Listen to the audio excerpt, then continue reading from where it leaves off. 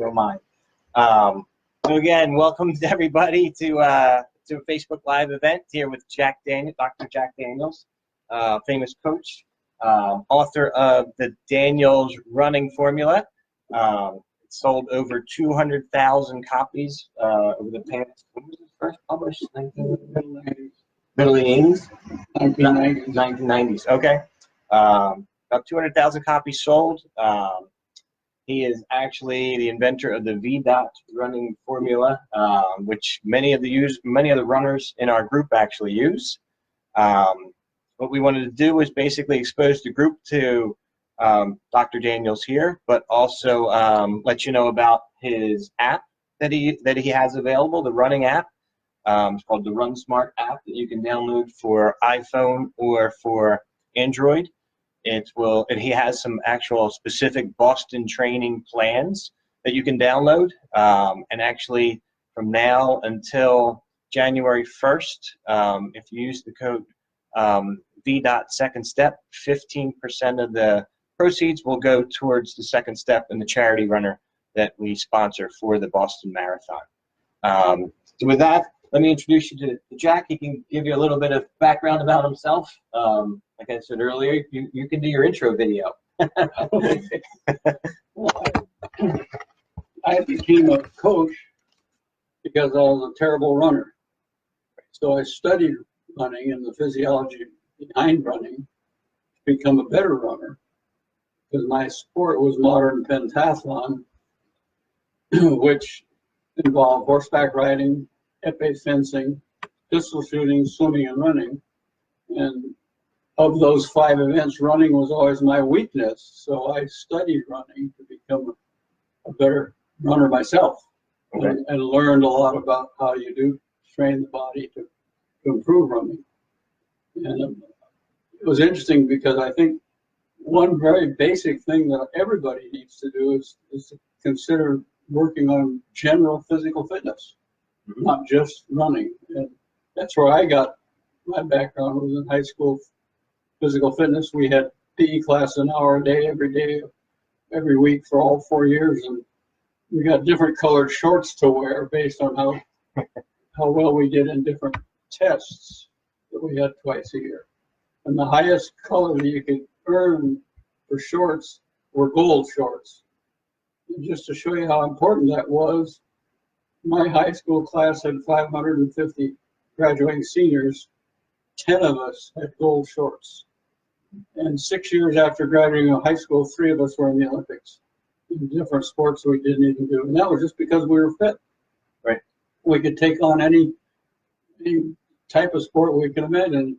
And as you get older, the benefits of staying fit are not necessarily to be a great sportsman, but maybe just to have great health. Right. And we need to improve that in this country. Yep. Tremendously.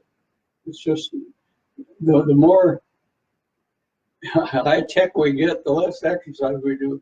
Kids don't have physical education classes in schools anymore. And they have a recess and they go out and talk on their cell phone. And right. It's really kind of discouraging. Yeah. You got to enjoy the great outdoors. So I started studying running and was lucky enough to get my PhD in that area of exercise science, and also to attend a school year in Stockholm, Sweden, with some of the best physiologists in the world. And those things improved my running to the point that I wanted to help other people be better runners other than just myself. Okay. So that's how I got into coaching. And it's kind of interesting because I guess I went into running coaching at just about the ideal time, because when I just finished my graduate work and started college coaching was the year they started having women's sports in the United States from Title IX. Yep. And I designed the sport of cross country for the state of Texas high schools. Wow.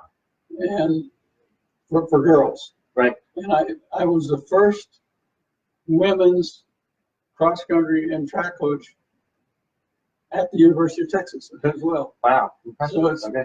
kind of, I mean, it doesn't make it seem any different to me. Coaching women is not really any different than coaching men. Right. And I've always wondered what endurance event women might actually be able to beat men in, because I have some of those in mind. Right. Okay. Anyway, we got on to. We actually have Catherine Switzer in our group, believe it or not. He's in our group. Oh, Yeah, right. yeah. He's very active. Yeah. Nice meeting you. Then I wanted to go over some of the questions Sure. that we had. Sure. So yeah, the book that Jack wrote has 8 principles that he basically starts the book out with, and makes sure it kind of sets the tone with how runners should approach training. So maybe if you wanted to go over each particular one. The first one I always mention is the stress reaction, which basically just says that if you stress some function in your body, there will be a reaction. And that reaction, the positive part of that reaction, is to improve the fitness of that thing that's being stressed. If you stress your heart beats harder, and it gets stronger, and it becomes a better heart, as long as you don't overdo it. Right. So there are lots of things in the body you can stress. You can stress the running muscles, you can stress the breathing muscles, you can stress your heart muscle, and so on. You can even stress your brain to some extent. Right. How does this feel to you? Right. So we learn to do things mentally as well as physically. And every time you stress something, right, you'll have a reaction. So the question there is to try not overstress. Okay. And the second principle we had was specificity, which basically says that as a runner, it's fine. it's quite different to want to be a good sprinter or to be a good endurance. Right. So it's very specific. Right. So there's specific types of training that improve your speed, and there's specific types of training that improve your endurance. Right. That's an important principle. I think one of the things that you mentioned, which struck a chord with me, was making sure you know why you're doing the workout you're doing. That's always one of my main points of talking to people. Is you need to learn to understand what is the purpose of every workout you do. Right. Because if you don't know what the purpose of the workout is, you have to ask the question, why are you doing it? Right. Why do I run this fast in these repeated bouts of work? There's a reason for it. Right. So you have to understand the purpose. Right. And if your coach really should know that purpose, tell you that ahead of time. Yeah, the coach should know that and teach all the runners what it is. Because every time you do a workout, you ought to be able to answer that question. What is the purpose of this workout? Right. It's important. Important tip. And we talked about specificity as an important principle, because there are different things as a runner, you're trying to improve. You try to improve running economy. You try to improve your aerobic power or maximum oxygen consumption. You try to improve your endurance. You try to improve your speed. Right. So all of those different types of training are considered involved in specificity of training. Right. We can maybe a little bit later we can talk more about what running economy means. Yeah, it's probably new. We'll get to that. And overstress or overtraining is a very important principle to consider.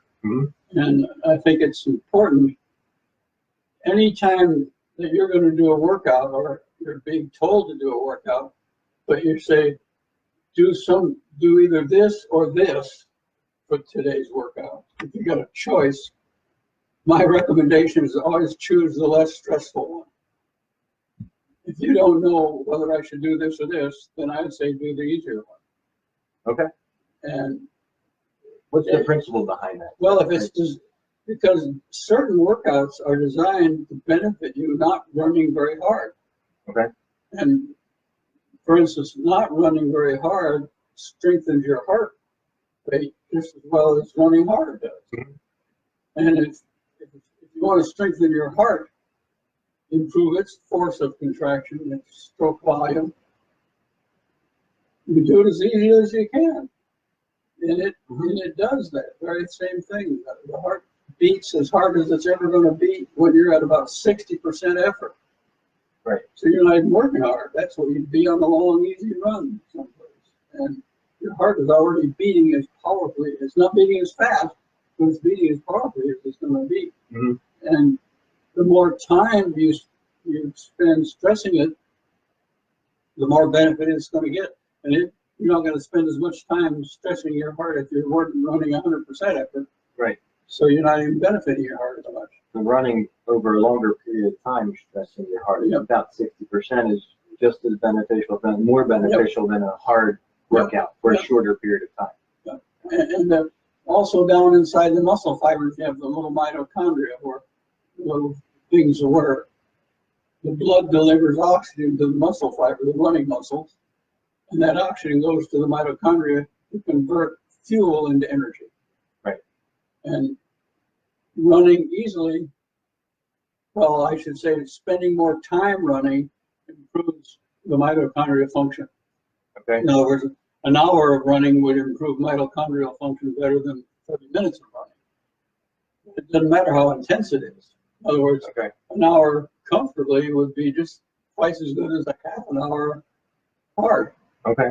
So you might as well take advantage of that. Well, that's what easy runs do for you. Mm-hmm. Okay.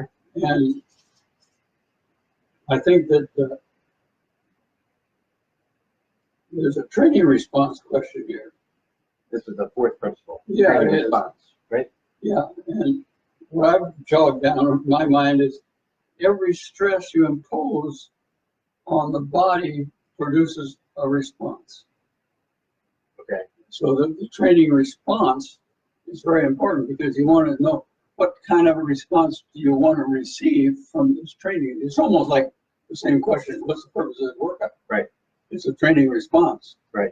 When we do this to the body, you get this back. Mm-hmm. So if you do intervals, you're supposed to do, there's a specific response you're doing that for versus repetition or versus the long run. And I guess it's important to know what those things, I know later on in the interview we can go over each one of those. Well, knowing what that response is supposed to be is probably what a lot of people actually ask on this page. Yeah. Is what is it that I'm supposed to be doing? And a lot of people actually, a lot of times will ask where you were saying where if you have given a choice, would you do the harder or easier run? People ask that a lot on the page as well. Or if they miss a workout, and you miss it, or maybe you don't do it as was prescribed by the coach or the training plan, but maybe you actually went and, you were supposed to do 2 hours, you did 2 hours, but you didn't do it in the time that you want, or in the speed that you wanted. But you still got 2 hours in. It seems like it's beneficial. It's still training. It's still sometimes I used to go on some long runs with my team in college, and I can remember sometimes you get bored on a long run. Mm-hmm. You're just getting along. I just don't want to do this anymore. Right. So what we started doing, and it seemed to work pretty well, start doing some intervals during the long run. Mm-hmm. And I don't mean hard intervals. Right. Let's say, okay, let's just pick it up for a minute. Right. And then recover for a few minutes, and before you know it, you've covered another 10 or 20 minutes, and you were worried about being able to cover the time. So play with your run. Right. I've recently started that with my long runs. I have a coach now, but she has me mix it up, and I spend half of the time in that easy part of the run dreading the hard part that's coming. Well, there's lots of ways you can mix things up, I think.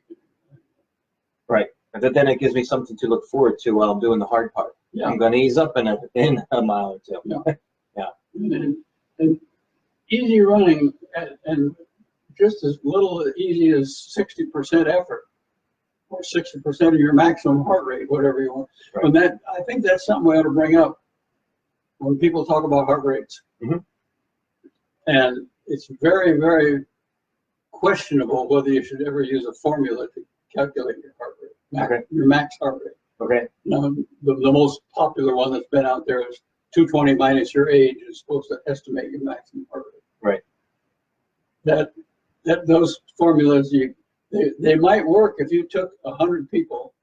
The average might fit into that. Right. But all the outliers are so far out that they're nowhere near. Right.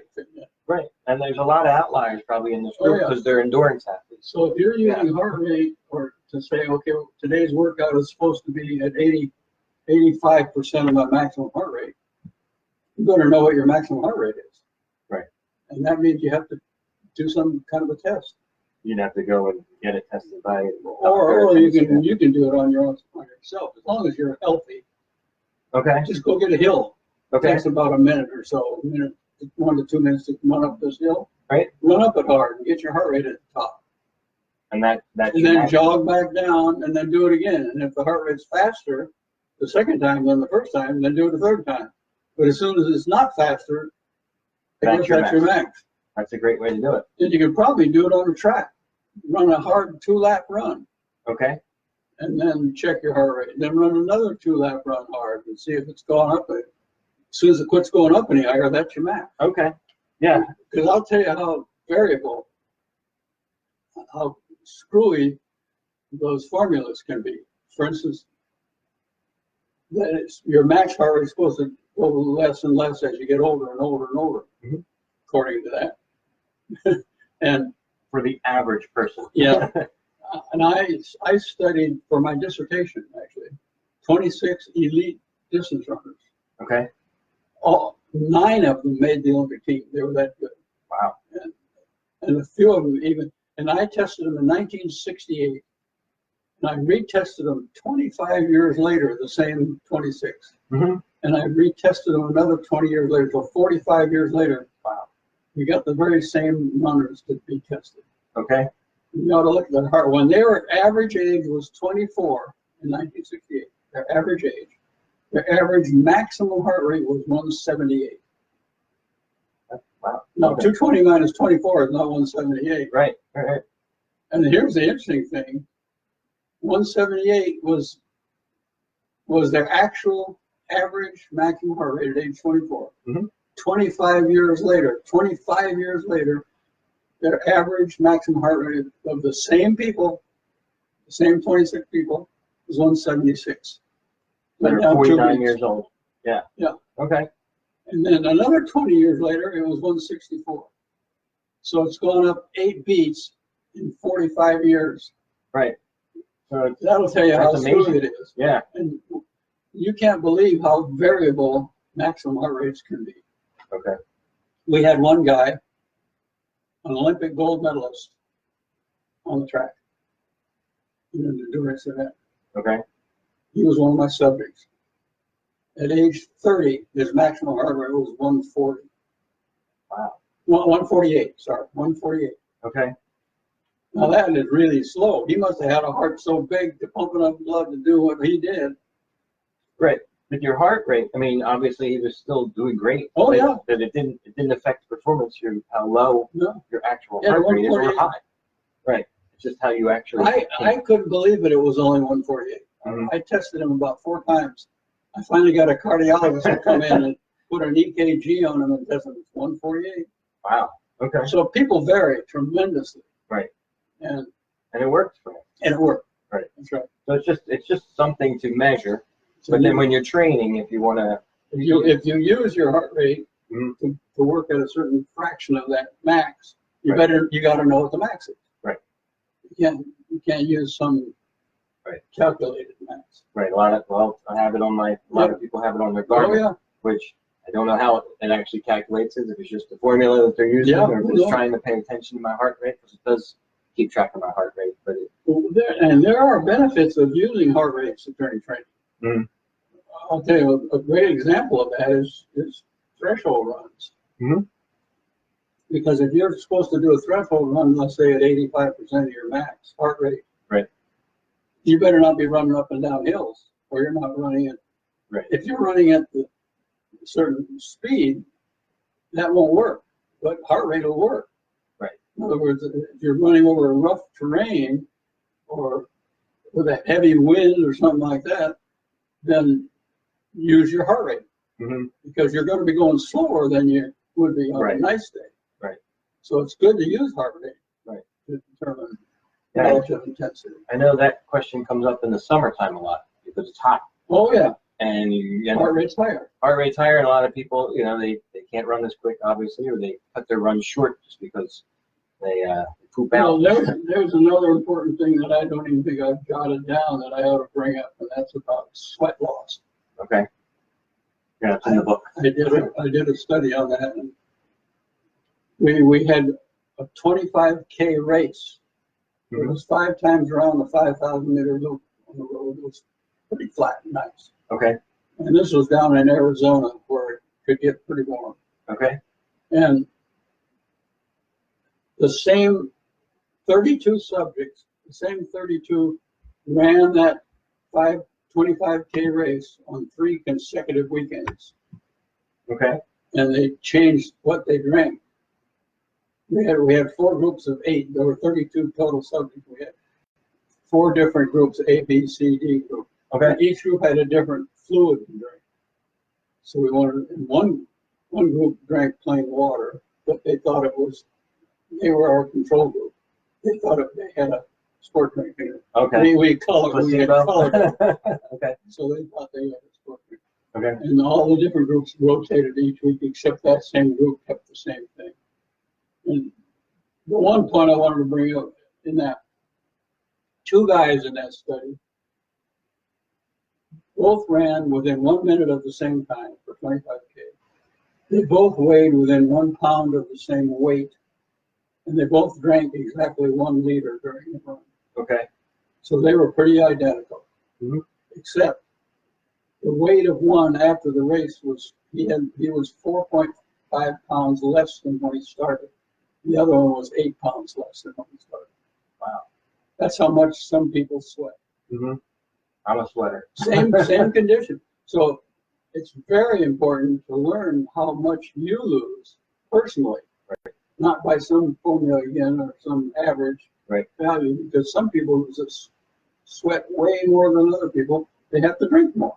So is there something you should shoot for? Say over a marathon. You know, I've heard people lose 10 pounds over a marathon.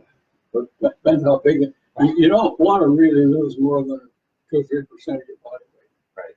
You just try and keep. Yeah, 2% of 150, that's 33 pounds. Right. That's a lot. 3%, I'd say you could get away with 3%. But when you start losing more than about 3%, it's going to start affecting performance. Because you'll even lose maybe a little blood volume. Okay. Not good fluid. Okay. And is there anything in particular, like is Gatorade or something, electrolytes, better than water, or does it depend on the person? I think it's good to have electrolytes. Okay. Yeah, it's really good. Okay. I grew up years ago before there was much and that kind of stuff available, and I never drank. And I only ran about 5 marathons. I never drank 1 drop in one. Not 1 drop. Never. Wow. Okay. Never drank. Okay. Because in those days you didn't drink, and that's stupid. Right. You know, I mean, I was hurting myself not drinking. Right. I lost 8 pounds in one. Okay. And that was fairly nice weather. Wow. So you got to know. I went in to the treadmill just about a year or so ago, and with just shorts and a t-shirt, and it was 72 degrees in that room. And I ran 1 hour and lost 1 pound.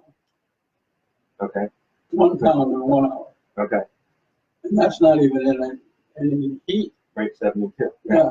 But that's pretty good. No sunshine.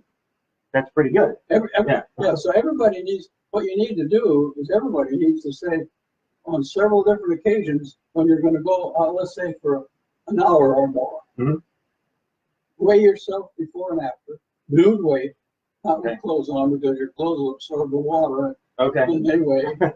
So a nude body weight before the run. Okay. Don't drink. Don't drink at all during the hour.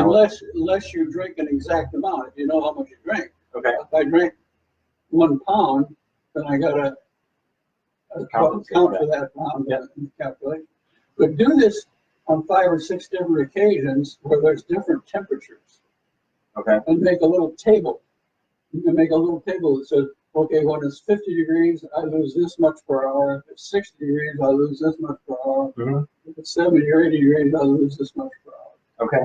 And it varies from one person to another. Each person needs to know, we're going to run this marathon. The temperature is going to be 65 degrees, and according to my table, I'm going to have to drink this much to avoid raising more than 2% or 3% of my body weight. Okay. Yeah, it's something I never thought about actually, like Well, measuring that. It's a good yeah, idea. it's easy to do. Yeah. All you got to do is weigh before you go and don't drink. Right. And if you do drink, just know exactly how much you drink. Right. But do it on like an hour, about an hour. Yeah, I'd say an hour. Yeah. Okay. Um, So we're trying to get through all 8 principles. Yeah. We were on number 5 now. well, I mean, go ahead. your training response Yes. principle of that is pretty much we talked about that. Every type of training that you do is designed to stress a certain function in the body. Yes. So that I think, like you're working at a certain fraction of max for different types of training Yes. or different speeds. And then personal limits. Everyone has certain personal limits. Mm-hmm. And I'll tell you a perfect example of it, of the mental side of that, because some personal limits are pretty much mental. In coaching in college, I've had students, for instance, who in the fall had a class 5 days a week at 8 in the morning. Mm-hmm. They went till 2, and on 2 days of the week, Tuesday and Thursday, they had a lab from 2 to 5. Okay. So they don't even get to come to work out what we had at 3. Okay.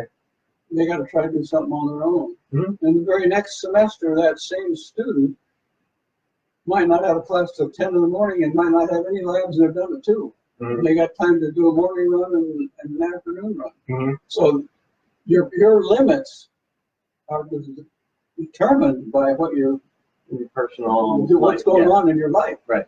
And I think I have stress tables somewhere in the book too. Okay. That there's different items you can list. Each day, give them a number from 1 to 5. 1 is really good and 5 is really terrible. Mm-hmm. And things like, how did I sleep last night? Yep. How did I feel during my workout? Mm-hmm. How did I eat? Right. Did I eat good food? Different. It's a whole list of things that, and each day you can have a total number. Right. If there's 8 different items, and if you're perfect in all of them, you only have a score of 8. But if they're terrible in all of them, you have a score of 40 because 5 times 8 is 40. Right. I think you could use that with anything though, not just running, just in life in general. Oh yeah, there are those listed on there. Like how was my emotions yesterday? Right. Not from running, but just a Family stress or work stress or something else. Yeah. And then the benefit of that, of doing that every day for some weeks, is that you go out and have a particularly good or a particularly bad race. I don't care what it is. Okay. Then look back and see what your stress level has been the last few days. Mm-hmm. Maybe when these things are going bad, I don't have a good response. Okay. But maybe I have a good response even though these things weren't going good. Okay. Just gives you something to kind of look back at. Well, anything you measure, you can go back and actually then track progress or lack of progress or where you are. Right. Yeah. And another principle there is diminishing return. I remember reading that. And this is a very important one because basically what it says, if you've never been training and you start training, Mm-hmm. you're in terrible shape, and you start running, Mm-hmm. you're going to improve tremendously. Right. Because you started from 0. Right. But if you're a 2:02 marathoner, how hard are you going to have to train to break 2? Right. 2 minutes faster. Right. You're going to have to kill yourself. Whereas a 4-hour marathoner to run 2 minutes faster doesn't have to train hard. Right. Right. There's a steep curve. So the curve goes up and flattens out. And basically what it says is the fitter you are, the less benefit you're going to get from training harder. Makes sense. You know? Yeah. Well, why should I kill myself to try to get 1 minute when before I could do that real easy when I was in terrible shape? Right. Right. So you just have to recognize the fact that you're not going to kill yourself trying to get a better, because you're probably going to get hurt, or you might even lose. lose interest in it. Well, that's where you could get into the overtraining Yeah, as well. that's right. Trying to, Exactly. yeah, trying to better yourself. So that's a very important principle. And the other one is principle of accelerating setbacks, which says that when you're not in very good shape and you're training fairly comfortably, you usually don't have too many problems. Mm-hmm. But as you start training harder, the chances go up a little bit of injury. Right. Or lack of interest. Right. Even. Lack of interest, the more people were talking about that today, like how they're losing their motivation. Yeah. It's getting closer to marathon time, actually. I know, you can't afford to lose emotional function. So that curve is the mirror image of that other curve. But the one that talks about diminishing returns says the fitter you get, the less benefit you get from training harder. Mm-hmm. This one goes the other way. You don't have many problems when you're not training very hard, and then as you train harder and harder and harder, the problems go up. Right. Makes sense. So you want to try to, emotions are very, very important. Right. That goes way back to the very beginning things, what you're born with. Right. Just natural ability or natural. Yeah. Yeah. I mean, it's so simple to say Shaquille O'Neal would never be a good jockey. Right. Or an Olympic gymnast. Right. But he could have been a good football player if he wanted to. Mm-hmm. Right. Or maybe a shot putter or hammer thrower. Who knows? Right. But a little girl who's 4'11" and weighs 88 pounds is not going to be a hammer thrower. No. But they might be an Olympic runner. Well, right. yeah. Right. So what you're born with is very important. Right. And you have to realize that some sports got more variability than others. And running does. Mm-hmm. You can't. One of my subjects in my research who made it to 2 Olympics, and one of those was in the marathon. He was 6'7". They ran the Olympics. Yeah. Wow. 2 Olympics he ran. Wow. 5,000, made the final in the 5,000, and he I think he placed in the top 10 in the marathon. 6'7". Wow. That's rare. So you don't have to say just because I'm tall I can't be a good runner. Right. But if I'm big and heavy, you probably can. That's true. Just being tall is right. a whole different issue. Mm-hmm. There's plenty of big runners actually out there that are. We've got some in our group that are Boston qualifiers, and they're bigger runners. Yeah. And because I'm usually not one that people think is a runner, because I'm bigger than most runners. Put it that way. That happens. Now, I don't know what the heaviest runners I've ever done. There's one other principle that I want to mention. That's the maintenance principle. Okay. And it's very important because, to put it simply, the body maintains a level of fitness more easily than it had to work to achieve that level. Right. Okay. In other words, to get better, you have to work pretty hard. Right. But once you're at a certain level, you don't have to always keep working as hard to stay there. Right. Because your body has changed. It's adjusted. Yeah. You've done all the stress, like you were saying, and your stress reaction from what you're training is harder when you maintain. You're not actually stressing as much. That's right. Just say, well, and here's a simple time when we use the maintenance principle to our advantage. It's when you taper. Okay. People say, "Oh, I'm going to back off on my training for this week or two so that I can have a better performance." Mm-hmm. Well, if backing off means you're going to get out of shape, right, and it doesn't, backing off for a period of time, right, you'll maintain your fitness level, right, pretty darn well. Is there anything you can recommend for taper? Tapers come up a lot in our group. Yeah. They're asking 3 weeks, 2 weeks, don't do it at all. I think the most important thing is probably the final week. Okay. Because you've been going along doing really well all the time. Mm-hmm. You might back off a little on the duration of your long run for a couple of weeks, but you don't want to do that too long because you lose the mental that I can handle. I can handle a 2-hour marathon running. Right. Yeah, a lot of that is mental. Yeah, you might get injured a couple of weeks before, and 5 or 6 weeks before that you haven't done your long run. Yeah. You've got 5 weeks, and people post about that a lot. Well, yeah. You know, how does that affect you if I miss my last long run? Well, and here's something that works quite well for long runs. The people that have a problem getting in a long run, Mm-hmm. try doing 2 runs with very little time between them. Okay, and that's And just as much effect. Yeah, because your body hasn't recovered from the first one before you do the second one. Okay. And the ideal time to do that is like a Saturday evening run and a very early Sunday morning run. Okay. You might have 8 hours between, but 8 hours you're not recovered.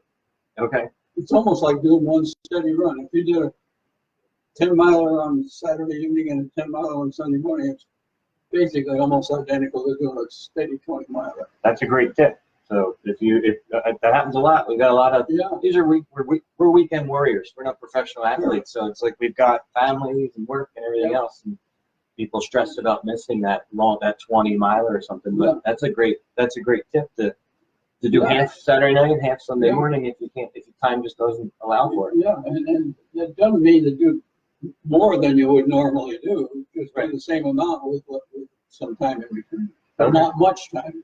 You could do it in the morning and the evening of the same day, right? If you have the weather to handle that. Okay.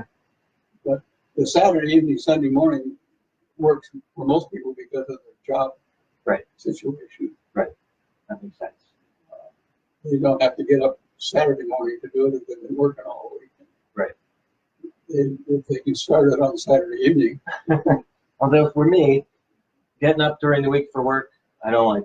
But I'll wake up early on Saturday, Sunday, no problem at all. I'm going to go run. That's not a problem. Yeah. I think that talks about pretty much the principles. Yeah.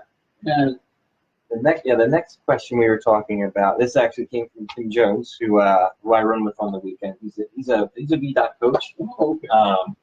He wanted to know, he wanted maybe a better explanation between, there's a lot of talk of VO2 max and the VDOT tables, and what is the difference between the two? Can I draw some on here? You can draw whatever you want. If we can find it. Where did it my pen? Here he is. There we go. Where do I have to put this? This.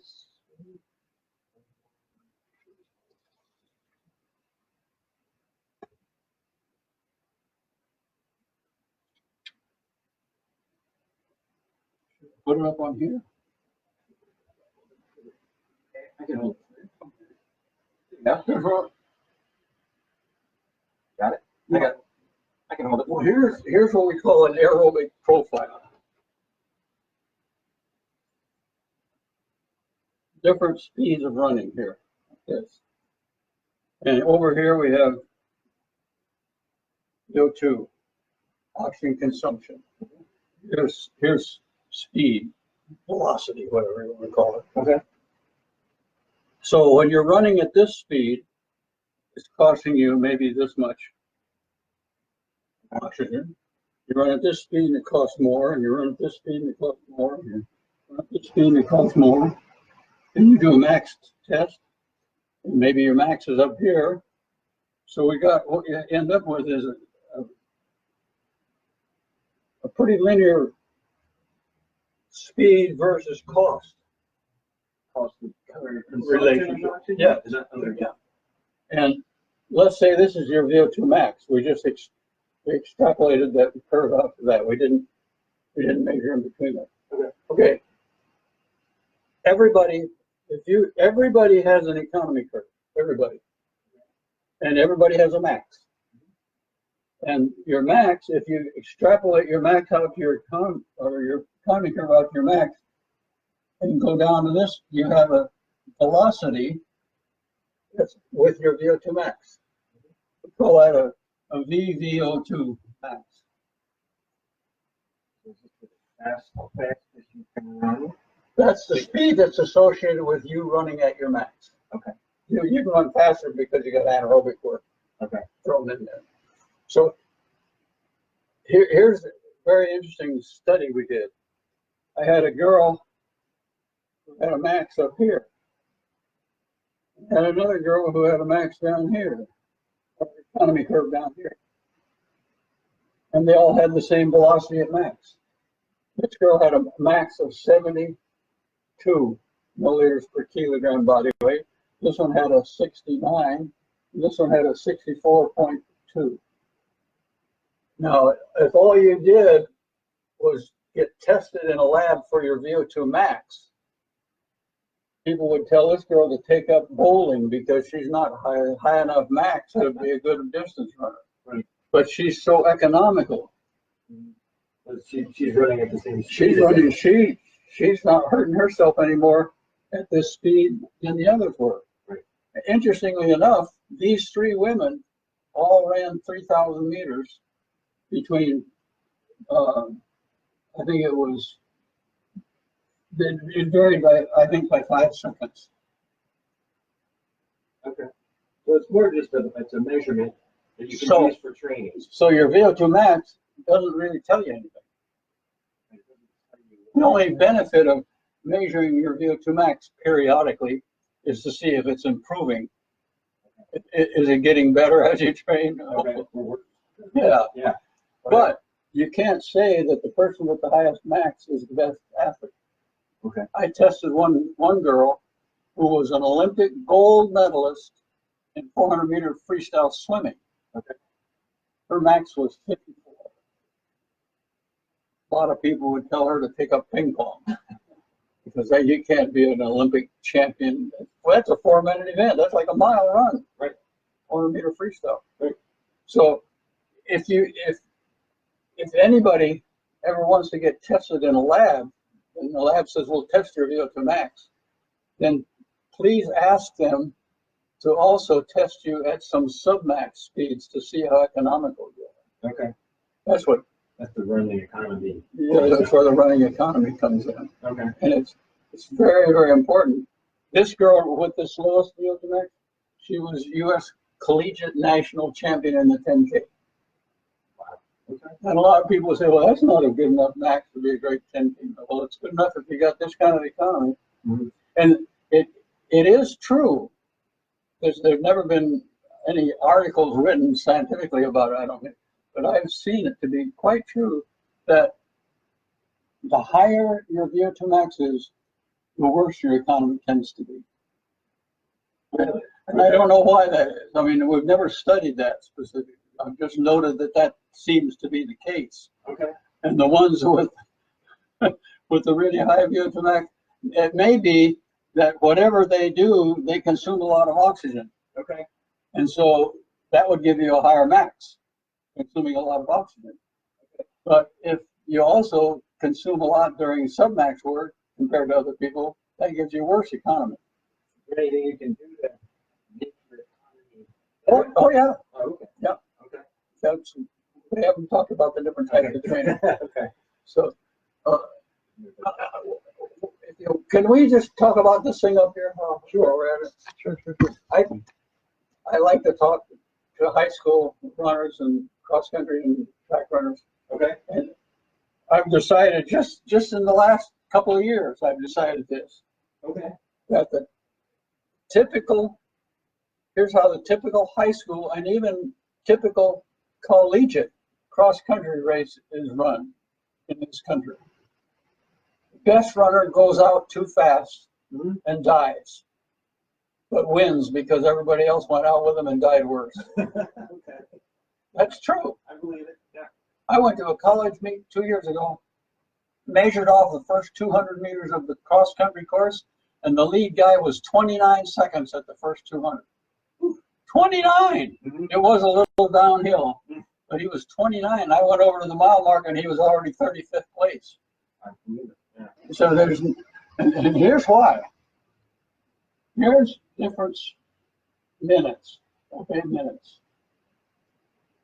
Right there. Here's you running. Here's your VO2 cost. Okay, well, let's say VO2 max. Let's say you're trying to do some training at VO2 max. Mm-hmm. So to improve your VO2 max, you train at your VO2 max. So that would be this level right here of oxygen consumption. Now, if you when you warmed up and everything else, and here's your VO2 down here when the start. When you start running at this speed up here, it'll take about 2 minutes to get to your max. Mm-hmm. So all this energy over here is anaerobic, without use of oxygen. Anything above that, if you ran this fast, all this extra energy up here would be anaerobic. So if you run this speed, you can get to the cost. If this is the speed you're running at that gives you your max, you can get to that, but it's going to take some anaerobic work over here to get to it. Okay. Because it takes a couple minutes to get there. Okay. Once you're there, then you're paying for it aerobically the rest of the way. Okay. But maybe can you explain a little difference, the difference between aerobic versus anaerobic, and what? now, aerobic work means the energy that you're using to do the work is through the use of burning oxygen. You're aerobically providing the energy by the use of oxygen. Okay. Anaerobic means no oxygen is used, because you can provide energy to your muscle fibers without burning oxygen. Okay. Obviously, a sprinter who sprints 100 meters or 200 meters, he's doing a lot of anaerobic work, because it takes about a minute or two to get up to your maximum aerobic power. Okay. But you're immediately available to do an anaerobic work. Okay. But over here, everyone has an aerobic capacity. That's a VO2 max, right? Yep. Everybody has a VO2 max, and that's a certain volume of oxygen that you consume per minute. Okay. Your anaerobic energy is just about equal to that. Your total anaerobic energy is equal to 1 minute of your aerobic energy. Okay. So if you burn this all in the first minute of work, you're done anaerobically. You have to run what this amount of energy will allow you to do. Okay. Now, if you ran just a little bit faster than this, maybe you'd use this much of this each minute. And then after 4 minutes, you're done. And you're going to have to slow down. Okay. Somebody's at my front door. This is my wife. Oh, okay. Sorry. Thank you. So this is where people get into trouble going out too fast, is because they can. Too much. It uses too much of the. Tend to think of it as Like your reserve supply? reserve fuel. Mm-hmm. Yeah. Okay. You know, like I've got this much I can use, and I can spread it over however long I want to spread it. Mm-hmm. But once I've used it, it's gone until I slow down. You can replenish this aerobically, as long as you're not working at your aerobic max. Like in a marathon, you're only working at about 65 or 66% of your VO2 max. Okay. So you could be replenishing your anaerobic. If you went up a hill and used some of this to get up this tough hill, or into a headwind around a corner or something. Okay. And so what exactly though are you burning though? If you're not burning oxygen, you're not burning anything. It's a chemical reaction. okay. Adenosine triphosphate, ATP, is dropping to ADP. Instead of adenosine triphosphate, it drops down to adenosine diphosphate. Okay. It loses one phosphate, and that gives you energy. Okay. Right? This is something that you're chemical. Yeah. in your body now. It happens all the time. Okay. But it's a limited supply. Yeah. It's limited supply until you can replenish it. Okay. And you can't replenish it aerobically if you're already at your max. Gotcha. So it replenishes while you're Oh yeah. below. Yeah, if you run below your aerobic power or aerobic max, you can replenish your supply. The same with blood lactate.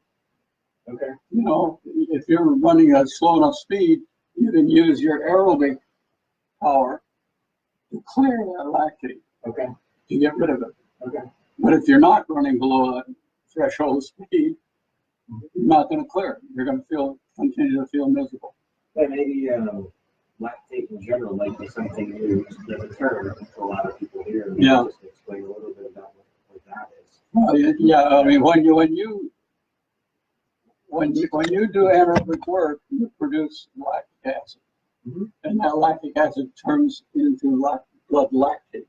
Right. This is another chemical move. Okay. And what is that for? What does lactate do to you? Well, you get uncomfortable. Right. Right. Well, yeah, your legs usually have a lot of lactate near the end of it. Right. And you're taught to elevate your legs to get. And you can clear it. You can clear the lactate if you're below your threshold. You can do it while running. Oh yeah. If you're running at your threshold is usually around 82 to 88% of your VO2 max. Okay. That's about where your threshold is. So different people have different thresholds. Right. And what you'd have to show is that, let's say you run at this speed and your blood lactate's here, and you run at this speed that's still here, and you run at this speed that's still here, you run at this speed here, and then you run at that speed that's here. Well, there's your threshold. In other words, if you run beyond this speed, you're going to start accumulating blood lactate up to a point where you're not comfortable anymore. That's what you refer to as the threshold. Yeah, right. Where you're trying to shift that curve over to the right. So the point of a higher blood lactate is at a faster speed than it used to be. Okay. That's what you're doing on threshold training. As the lactate builds up, you're going to slow down because it's just painful. Yeah. At rest, you have about 1 millimole of blood lactate, and the threshold you have somewhere an average again. That's not somewhere around 4 millimoles or something like that. And up here at max, it might be 16 or 20 or something like that. Okay. Speed skaters have the highest lactate levels. But they're down and their quads are being stressed so badly. Okay. Because I've never tested a runner with a max lactate above about 16 or 17. And a friend of mine used to test speed skaters. He had one with 31 one time. Oh wow! I mean that must be painful. Yeah. Okay. So it's an interesting thing how these different things relate to each other. Right. And so the basic thing you start with is an aerobic profile, which is your economy curve, your max, and your velocity at max. Okay. Now, if we looked at tables of VO2 max, we'd have 72, 69, and 64 for these three people. But if we looked at a VDOT table, they all have the same.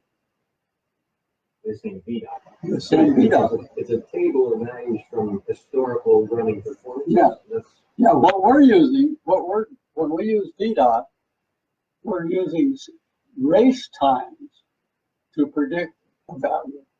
Right.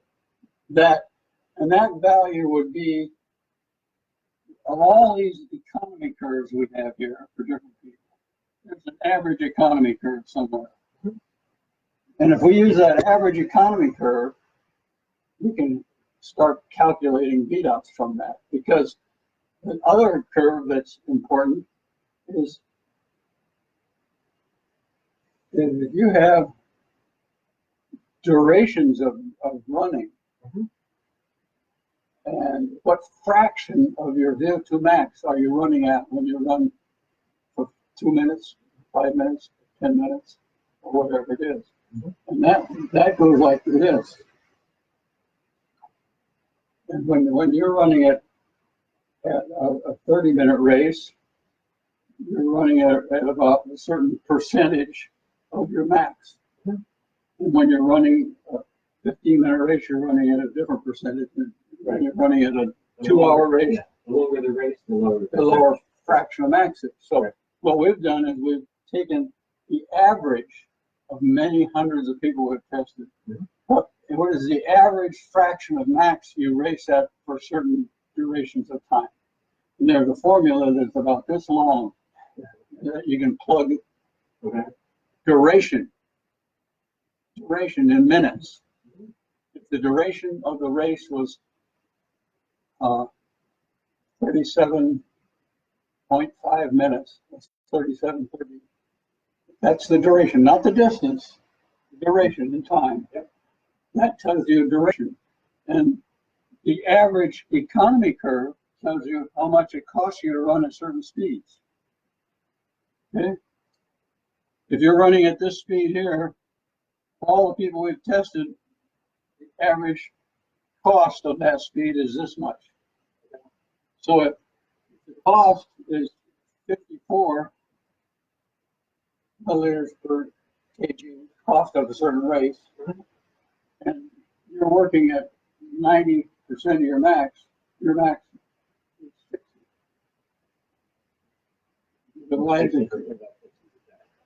No, that shouldn't be done.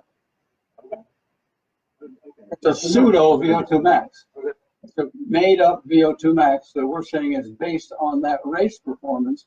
And the race performance has a fraction of max at which you're working because of the duration of the race. Okay. And it has an average cost of that speed that you ran for that race. And if you take that cost and divide it by the fraction of max, it tells you what the max is. In this case, that's the VDOT.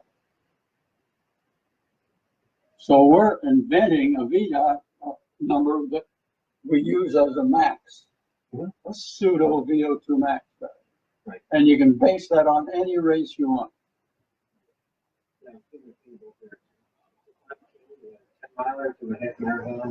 Yeah, well, let me set this down a minute. I'll show you the formula I won't even give you because it's so long. It's unbelievable. But I'll show you how easily it works.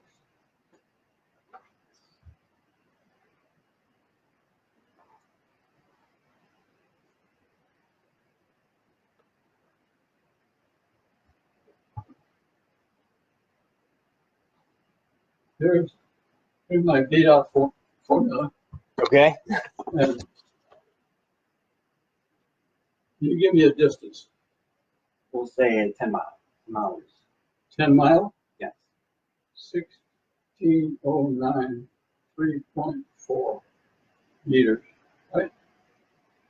I'm gonna have to Six, okay. What's the distance? Right, 1600. How many minutes? Say it took an hour. 60 minutes. That's a 58.3 VDOT. Okay. I can do a VDOT. You ran a race at 7.4 miles. Mm-hmm. I can do it just as fast. So it's but the formula's in there already. You've got three Yeah, parameters there, right. basically. So all we're entering is a duration of time in minutes. Well, it asks for minutes and seconds, yeah. Minutes and seconds. Okay. And meters distance. Gotcha. Okay. So as long as I have a distance, because if I have a distance and a time, the time says I ran for 1 hour for 60 minutes. Mm-hmm. That tells me the duration. So that tells me what fraction of max you work at based on that duration. But the VDOT tables are more geared towards like true running economy. Oh, yeah. Rather than the VO2 max, which doesn't necessarily tell you how well you're consuming oxygen or how well you perform race day. No. Where the VDOT is more predictor because it's using real race day data. It doesn't use training data. It only uses race day data. Right. Yeah, that's the big advantage of it. Jimmy Gilbert, the kid I used to coach. Okay. He's the one that came up with the original VDOT formulas. Okay. Way back in the 1960s and 70s. Okay. And he's a high-tech computer man. A very interesting guy, I might add, because he emailed me 2 years ago to tell me that he had just completed running his 100,000th mile. 100,000. Wow. Okay. And he didn't tracking that is impressive. Well, he didn't start tracking it until after college. He didn't count high school or college years of running. Okay. He averaged 38.6 miles a week for 50 years. Wow. I don't think there are many of those in the world. No, not at all. And he's still running. Really? He's in his 70s. Mm-hmm. That's great. Yeah. Hopefully I can do that. And he wasn't an elite runner by any means. Mm-hmm. In fact, it was weird. Most computer guys are. I'm a computer guy, so I could say that. His two events in college in track and field class were distance running and pole vaulting. Very different. No, that's quite different. Right. Most pole vaulters are speed guys, right. Not endurance. Right. He could do a one-arm chin-up with the other arm hanging at his side like this. Mm-hmm. Either arm. And he was distance runner too. Yeah. Yeah. That's impressive. Yeah. It's different. Yeah. Yeah. 38 miles a week. That's 38 miles a week for 50 years. Right. I don't know what his average night. I not too long ago emailed him and he said he's up to 102,000. That's a lot though. I mean, 2,000 even. That's a year. I don't for know most people. That's more than a year for most people. Yeah, I don't know. Yeah. Right. That's impressive. Let me see what else we got written down here. Sure.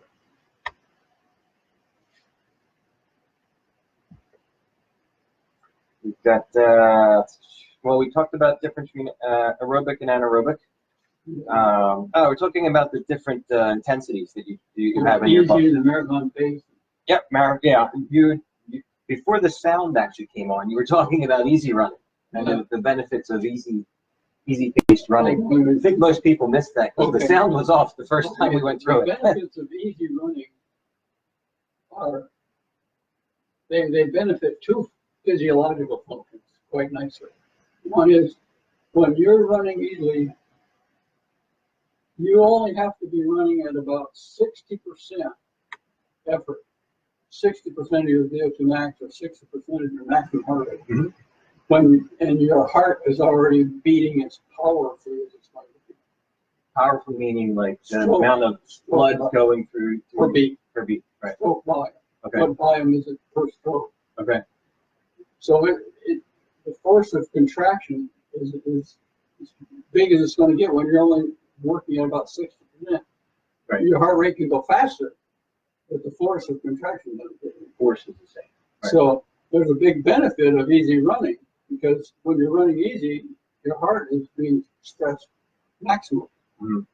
So try and shoot for 60%. So that would give you that thing. And I mentioned down in the muscle fibers, you have the mitochondria where the oxygen is delivered to convert fuel into energy in the mitochondria. And the mitochondria with training will increase in size and number.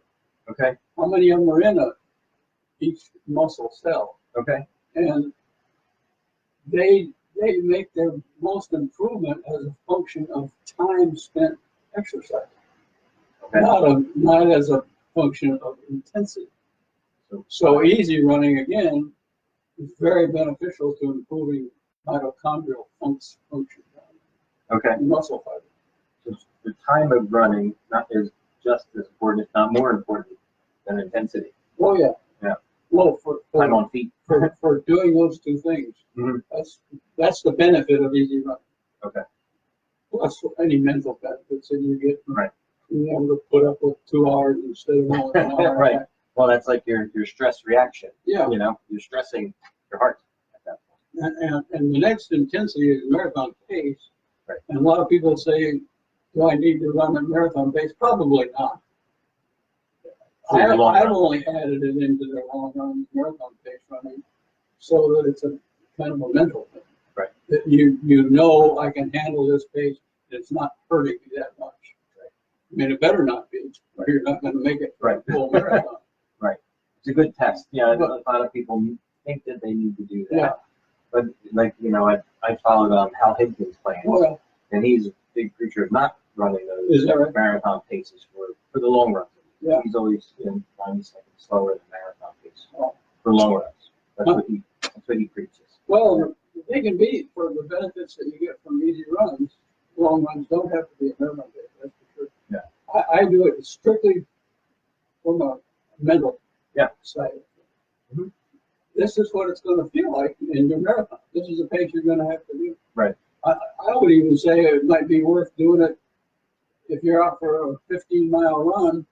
Maybe 2 or 3 miles in the middle of that run, you go to marathon pace, see how that feels. Then drop back to the slower speed. Right. It helps, just like you were saying earlier, just to mix it up. Yeah. Get your mind. Well, because marathon pace doesn't really produce anything physiologically more than easy, slower than marathon pace. Because marathon pace is up in the 80% of the VO2 max, whereas easy runs are usually in the 60 something percent of that. Right. Okay. And they're physiologically, marathon pace is probably not doing a thing for you. It's better than going slower, but it might be mental side of things. Yeah. Better than mental side. With me, the mental side is the toughest probably for me, because I am one of those. The end of those marathons is where my mind wanders. Yeah.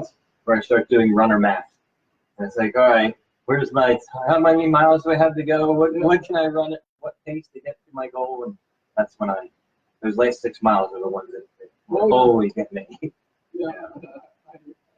It's pretty amazing how it varies among individuals. I coached a guy some years, about 8 years ago, and he had run a 29 something 10K, and he hadn't run a marathon yet. He wanted to run a marathon, and he was a 150-mile a week type of guy. Okay. And at altitude as well. Yeah. He wanted to run this marathon. He said, I think I can run 2:14. I said, whoa, wait a minute. This is your first marathon now. Right. Be careful not over. I said, why don't you try doing this? Try going out in 1:08 the first half. And then see how well you can hang on the second half. Right. He went out in 1:08 and ran 2:14. Did he really? Yeah, he ran Wow. 1:06 the second half. Wow. And he since then has broken 10. 210.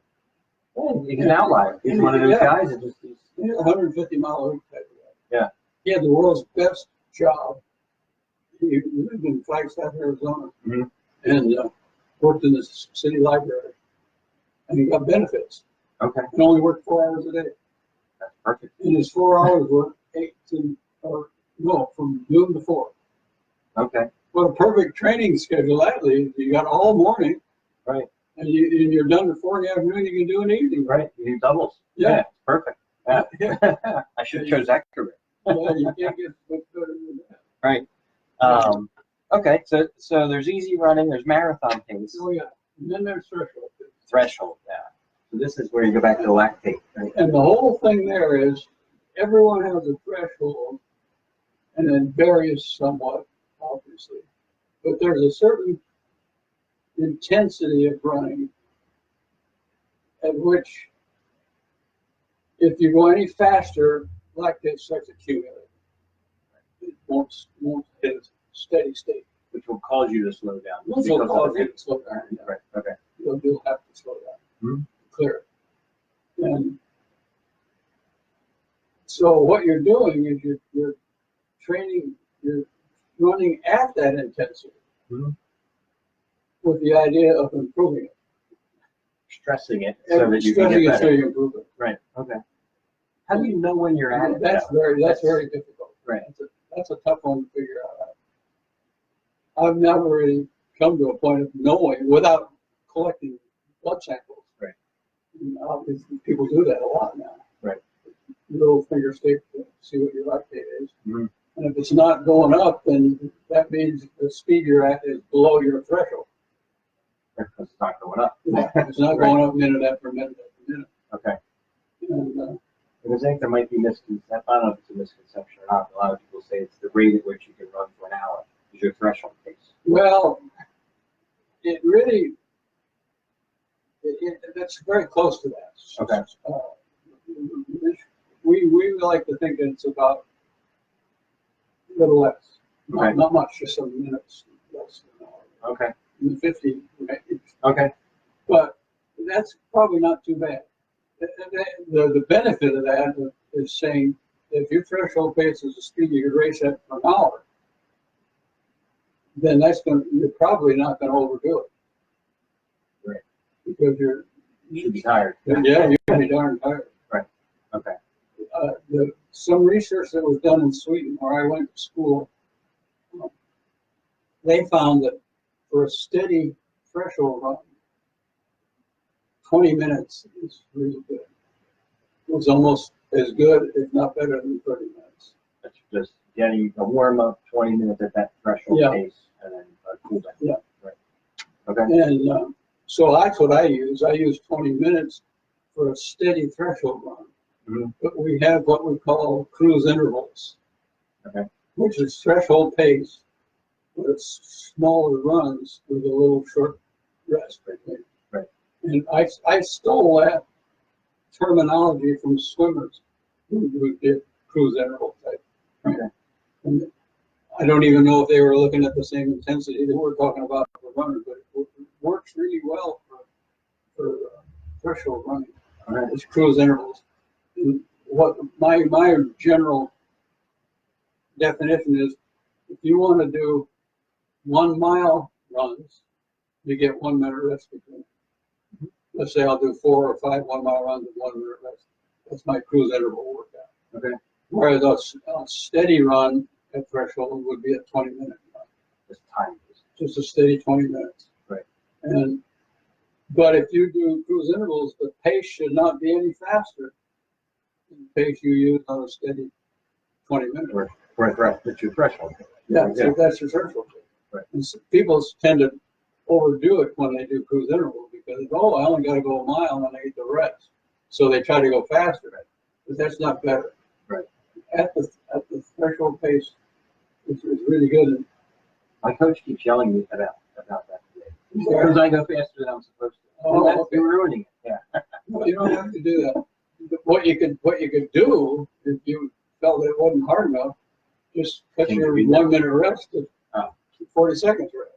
Okay. Or instead of doing 1 mile ones, do 2 mile ones. Okay.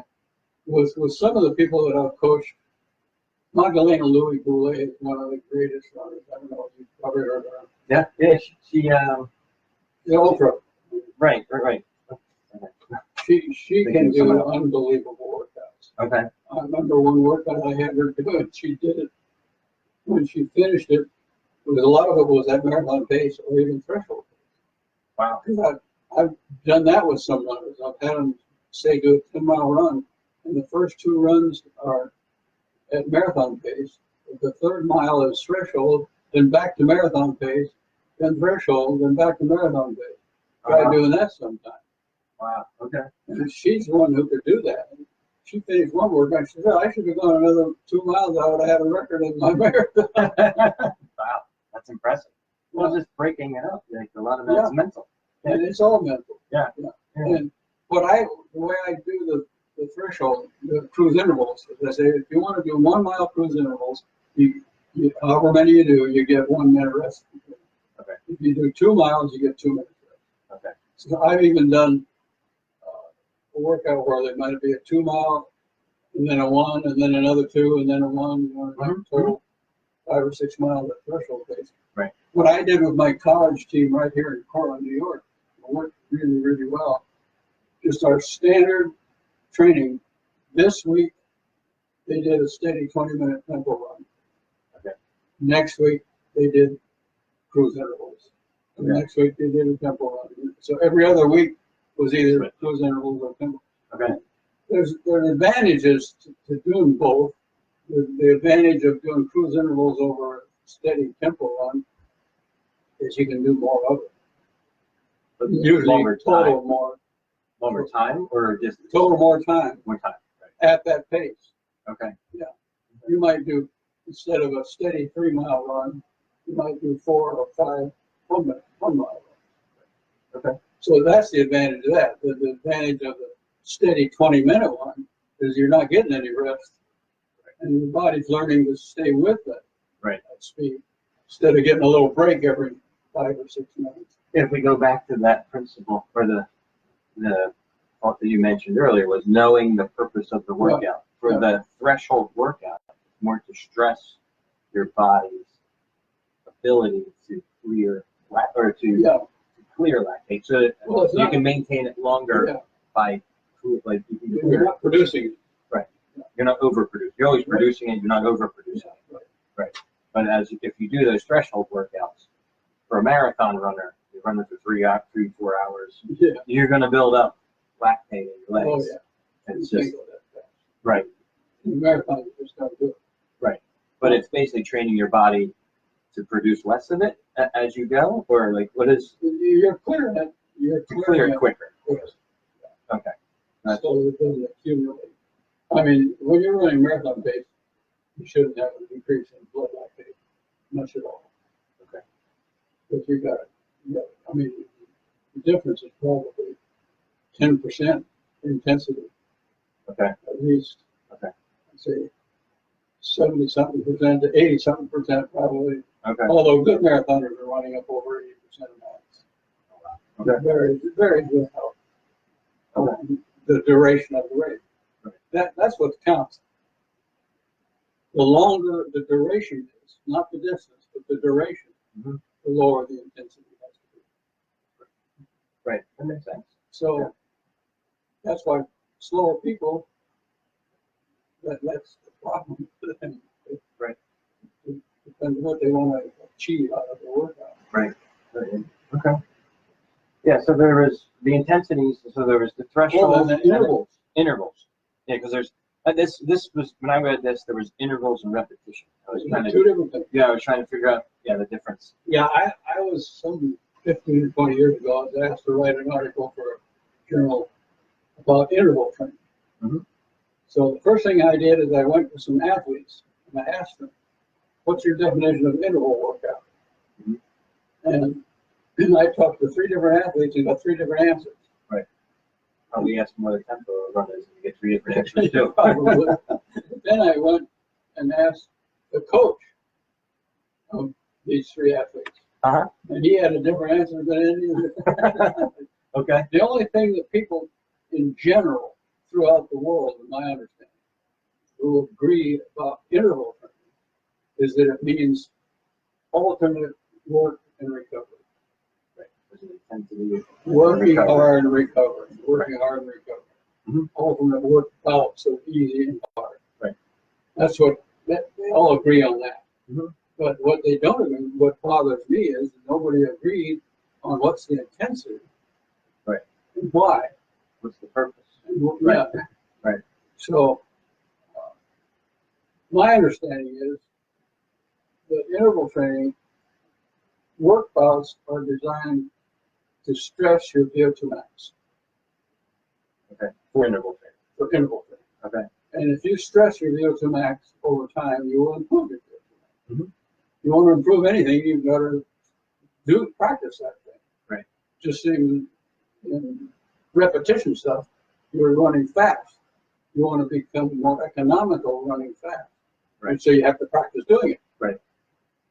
The intervals, maybe they may have even originated in Sweden or Scandinavia someplace when they talked about fart training. Mm-hmm. I can tell you, because I went to school in Stockholm, okay. So I know Swedish a little bit. Okay. The word fart means speed. Okay. And lake, L-E-K, means play. To play with speed. So fart lake means speed play. Okay. And I remember when I was running in Sweden and we had a little practice session, my teammates would yell at me, Urka fart, Urka fart. That means increase your speed. Okay. You were doing something else. Urka means to speed up. Right. Okay. But anyway, that's where fart lake comes from.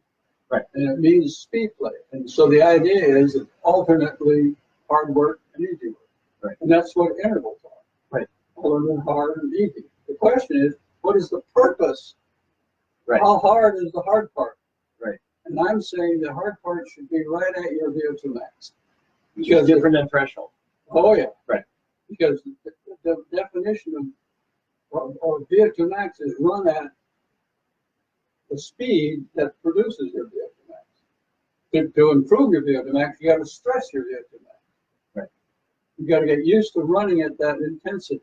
Right. And then it'll get better over time.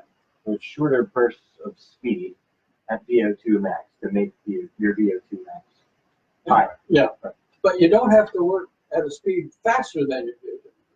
A lot of people do that. They figure, I'll run faster than the speed that's associated with my VO2 max. No, run at it. Okay. You want to improve something, stress that thing. Stress it for a period of time. Yeah. Okay. Stress it to its max. Okay. And you can only run at your VO2 max. We've decided. Okay. You can run, a person can run at their VO2 max for about 11 minutes and 3 seconds. Okay. I like to say 10 to 12 minutes. Okay. Something like that. Right. So what speed could a person run at for 10 to 12 minutes if the race lasted 10 to 12 minutes? Not any distance, not 2 miles or 3 miles or whatever they can do in 10 minutes, but how long can they last? Can they last 10 or 12 minutes at max? That's the speed that's associated. So when you talk to people about doing hard, easy stuff, fartlek training, let's say I want you to do a 5-mile run and work 3 minutes and jog for 2, and work hard for 3 and jog for 2. And I say, well, how fast? And I say, well, go at a speed that you think you can handle for 10 or 12 minutes. Okay. But don't go at a speed that you can only manage for 1 mile. That's too fast. Well, for 2 minutes, if you're going hard, your hardest for a 2 minute time, that's too fast. That's not what you're supposed to do. No. Okay. So intervals improve. The benefit of interval training is to improve your VO2 max. Okay. Because you want to improve something, you got to stress that thing. Right. But not overstress it. Right. And I usually say that it's about 97 to 100% of your VO2 max, or 97 to 100% of your heart rate max. Okay. And the reason I say that, instead of saying at your heart rate max, is because let's say your max heart rate is 180, and you're doing some fartlek running, and during the hard part, you got 180. How do you know you're not beyond your max? Right. Because that's your max. So how slow can you go and be at your max? That's the important thing. What's the slowest speed you can do at your max? At your max. So that's why I would, like a lot of people use a heart rate monitor. Okay, if your heart rate monitor says your max is 180, and you're doing some hard runs with interval, and it says 180, how do you know you're not going too fast? Because no matter how fast you go, it can't go above 180 because that's your max. Right. What we want you to do is to run at the slowest speed that initiates your VO2 max. That makes sense. And so that's why I like to say, when people say, how hard do you run? I say 97 to 100% of your max. Right. Because it should be right at your max, but it's definitely not over. It'd be better. If you're over your max, that's not your max. Right. That's right. Right. You're faking your max now. But the VDOT tables, like you have your formula, it gives you a guideline. It's saying, like, what you're doing. Speed. Right. What if you're a 50 VDOT, what your interval pace should be versus what a threshold workout should be. That's right. And your long runs as well. Like that's kind of the benefit of this table. You got all the science behind it. They're really good. Yeah. And I don't know if you got a table that shows what the VDOT values are for world records. For world records, I don't think I have it. It's not in here. I got it. Oh. By the way, here's a pretty good table that shows the different kinds of training. Yeah, let me see if I can show these guys this. So you can see what we're looking at. See, oops, there. Okay. So there's easy for long runs. And over here is what intensity they run at, and I'm saying 60 to 75%. Right, and that should be about 25 to 30% of your training for the week. Is that what that means? Yeah. Okay. So easy, at least a quarter to a third. How much do you do? About a quarter of your weekly mileage in a single long run. Okay. And so anywhere from, well, I like to say if you're going out for a run, at least 30 minutes. Right. And because quite honestly, some of the physiological benefits. Here's the benefits of a 10-minute run. Mm-hmm. Here's the benefits of a 30-minute run. Here's the benefits of a 60-minute run. Okay. Not much more than 30. Right. 30 tends, for some reason, and I don't know why, I don't remember where I learned it. 30 minutes gives you a lot of benefit for the time spent. Mm-hmm. But less than 30, you're spending more time changing clothes and showering than you are running. Right. So I like to say, if you're going for a run, mm-hmm. try to think in terms of getting in 30 minutes. Okay. Obviously, 5 minutes is better than nothing. Right. But for marathon runners, yeah, if you're going to go out for a run, get at least 30 minutes. Right. Again, this audience here, they're serious marathon runners. They're trying to beat Q. They're trying to be out there. So push whatever you can do to push these people. Yeah. And marathon pace, I say, last anywhere from an hour to an hour 40. Hour 40 minutes at marathon pace. Yeah. Or 20% of your weekly mileage. Okay. Like if you're doing 50 miles a week, that's 10 miles. Right. At marathon. Yeah. For the week, the whole week. Yeah, right, marathon pace. Okay. And that's building confidence. It's not a physiological. Okay. Yeah. And then the intensity is somewhere about 80 to a little above 80% max. Variation heart rate. But I think that was an important point you just said there a little bit, where there isn't any physiological benefit. It's more for mental. Oh yeah. Right. So right. If you can choose to do it easy, do it easy. Yeah. Right. Sure. Okay. Yeah. And on threshold, or say a steady run, it's about a 20-minute run. Right. Or, I mean, you read about it all over the place. Coaches and teams, they do 1 hour tempo runs. Mm-hmm. But the question is, what speed are they at? Right. Most of them, when they do a 1 hour tempo run, they go about 40 or 45 minutes easy, and then they pick it up at the last. And they're only doing threshold pace for 15 or 20 minutes. Okay. That's why I don't like to use the word tempo run unless it's a steady run at threshold pace. Okay. But that would include warm up and cool down, like you have warm up, cool down, and then threshold. Yeah. Right. Yeah. And if you're going to do a steady tempo run, which is also a steady threshold run, 20 minutes is the idea. Okay. If you want to bring it into cruise intervals, then they should be about a 5-to-1 ratio. Okay. If you're doing 5-minute miles, get a minute rest. If you're doing 6-minute miles, also about a minute rest. Okay. If you're doing 2 miles, you might get 2 minutes rest. Okay. And you're improving your endurance. Gotcha. And the intensity is up in the 80s. That's a percentage of heart rate. Yeah. Of your max heart rate. Right. In fact, I would stay more in the middle 80s instead of going to 90%. Right. Threshold's not. Yeah. Interval is more stressful than threshold. Definitely. Yeah. Intervals, like I said, it should be about 97 to 100%. Right. And I said 97% because at 100, you don't know if you're overdoing it. If you're looking for a max heart rate, right, 100% of max, how do you know you're not going through like that? But again, you want to do it as easy as possible at 100. Right.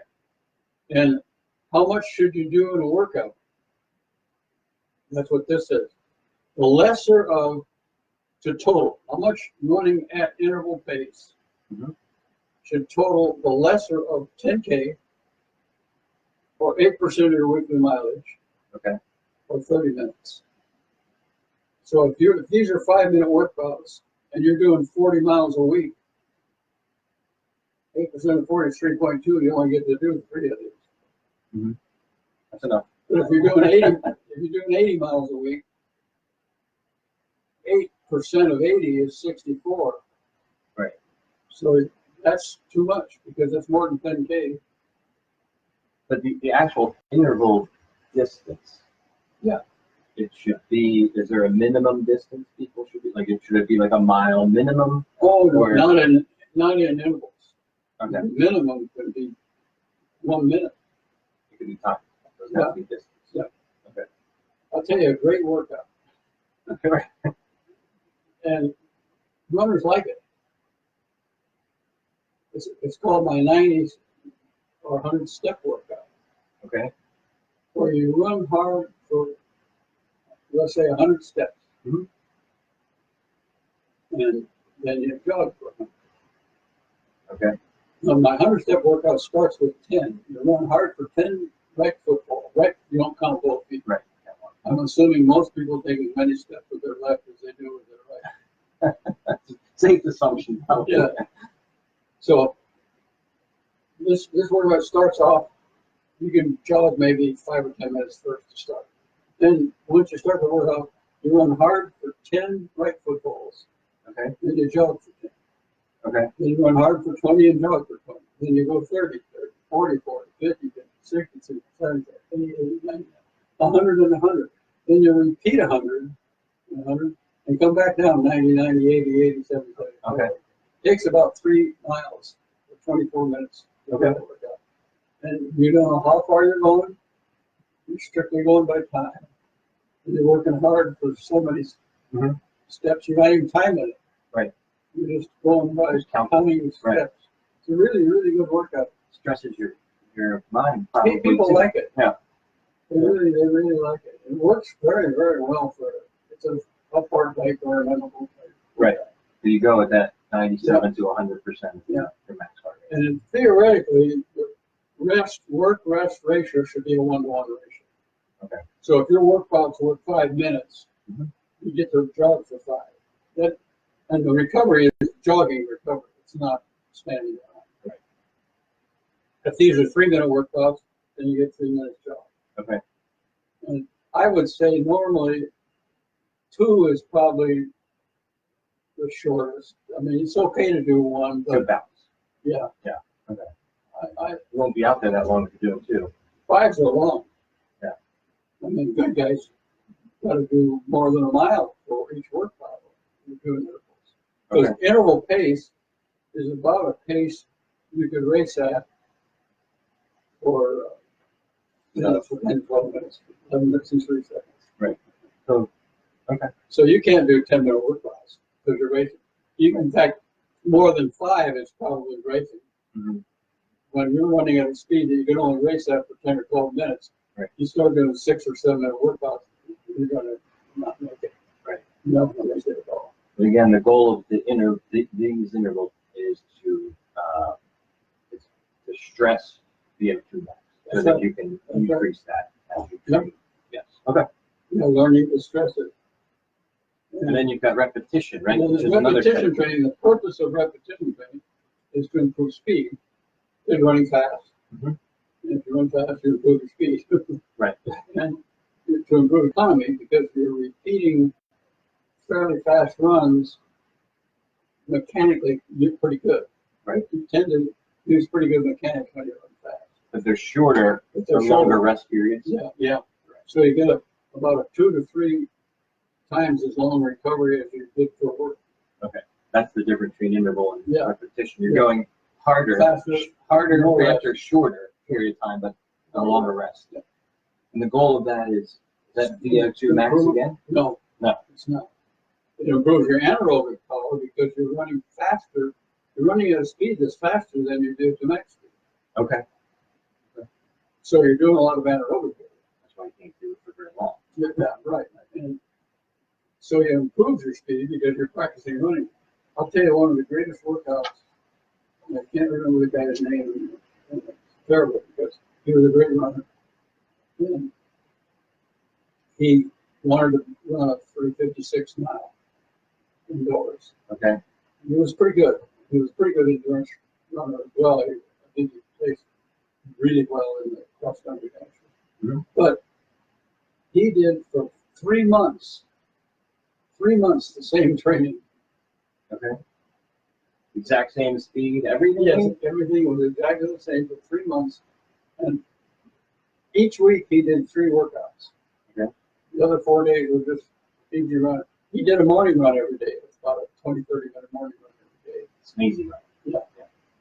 He lived near this park. He ran over to this park and then he did this workout on the park or on a track. Okay.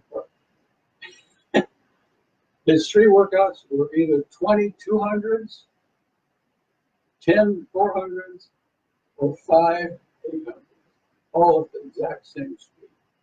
Okay. Which was, and we could call that rep speed. Mhm. They were reps because he jogged an equal amount to recover. So if he ran 400s, he jogged 400s. If he ran 800s, he jogged 800s.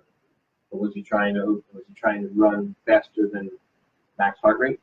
No, the interesting thing here is the whole thing was geared on his goal mile race. He wanted to run 3:56, which is a 59-second 400. So all his 400 were run at 62, 3 seconds slower than his goal mile race pace. He did more of them. He did 20 of them. 20 of them. Yeah. He did 10 400, 10. Okay. 2200. Okay. So he did the same amount. Was that 2.5 miles? Whether he was doing 800 or not, but so he was doing the 200s in 31, Mm-hmm. and the 400s in 62, and the 800s in 204. Right. Those are probably the key to the whole thing. He did that for 3 months. And he kept the same The speed. same speed, never changed it. Okay. And around 3:56 it was. And I did it with a kid in college, came into the freshman, and his best high school mile was 4:45. Mm-hmm. I said, how fast do you want to run this year for a mile? He said, I want to run 4:25. I said, okay, that's 66 pace. So all your reps are going to be at 69 pace, 3 seconds slower than your goal. Okay. And he did that for about 8 weeks and ran 4:24. Wow. It really works, and I don't know physiologically why it works so well. Okay. My guess is that he's doing a lot of comfortably fast running and lots of recovery, so the economy's getting better, probably. Right. And the 800s, even though that's not too long, but those are pretty tough. Yeah. So I'm assuming that's improving the to max probably. Yeah. Yeah. There's a lot of obviously, the SO 800s. Yeah. A lot of people, they do the 800s during their training because whatever your time is for 10 is supposed to be your marathon time. Who knows? But what would you consider that? Like, what should they run that at? Would you consider that an interval or repetition? Repetition. It's a little slower than mile rate, but generally repetition pace is right about the mile rate. Okay. That's about what we generally tell people to do. And if you don't have a mile race time to go by, right, then you can do the VDOT tables. Right. That gives you rep pace. Okay. But if you don't have the VDOT tables, then I just tell people, use a speed that you think you could race at for a mile, right? Even if you don't have a recent one to go by. Mm-hmm. But this guy was 3 seconds slower per 400 than his goal. Right. That didn't have anything to say about what his current was, though. Right. That was just his goal. Right. But he was doing 10 of that. Yeah. Rather than, so he was doing more. Yeah. So on race day, he didn't have to do as much, so his intensity. I would, if I was coaching a high school team, I'd be doing those workouts most of the year. It's 200, 400, 800. Right. Because, Well, they're not running a long distance. no, they're not. Right. No. And as a college coach, when I recruit high school runners, Mm-hmm. I prefer high school endurance runners that have good 800 mile times. Okay. That would be my first choice. Right. Because I know they've already got the speed. Mm-hmm. All I got to do is improve their endurance. Right. Well, that's a good question. Then. Like, how do you improve endurance? Like for a guy like me who like 6 miles or what kill me. Threshold runs. Threshold runs. No. And a good thing to mention about threshold training is get in the habit of when you finish a threshold workout, do about 4 200s at rep pace. At the end of the workout. At the end of the workout. Okay. Is that For some reason, I didn't do this on a research study, but I did it with my team. Mm-hmm. And what happens is threshold workouts are kind of boring. Mm-hmm. They're kind of boring. Right. And Most running is. yeah, and a lot of the runners finish a threshold workout, they know, we home now. Right. But you tell them to do a couple of 200s at rep pace, and they get all keyed up. Right. Okay. And they feel better too. So you would do you warm up threshold, then do your cool down, Yep. and then do the 200s. Don't even cool down. Or do it right after the threshold. Maybe you take a Just a little minute. bit. Okay. And how many would you Just a recommend? couple. Just a couple. 200s. Okay. I'd say 2 to 4. And what does that do? I don't know. Oh, okay. It makes them feel better. You're supposed to know the purpose of every workout. Okay. The purpose is it makes you feel better. Okay. No, really, it is a mental thing. Okay. Because I've had more athletes tell me, oh, that feels good. You know, after 200, rather than when I ask them how they feel at the end of the threshold workout, it really better. Okay. So I've learned, I think, as much from the runners as I've ever learned from science Well, research. your science is based on Because fortunately, I've been happy to be able to have elite Olympic Right. caliber athletes as subjects in much of my research. And you can't help but learn things from them. You know, I mean, I've been a friend and a worker with Jim Ryan for 20 or 30 years. Mm-hmm. You can't be around. I still think he's probably the most talented runner that's ever been in the world. Really? Because I'll give you an example of that. Sure. Here's a week of running that he did 1 week. Well, I won't even tell you all that. Tell me a day. I'll just tell you this. The first step he ever took running in his life as a runner was the cross-country season of his sophomore year in high school. Mm-hmm.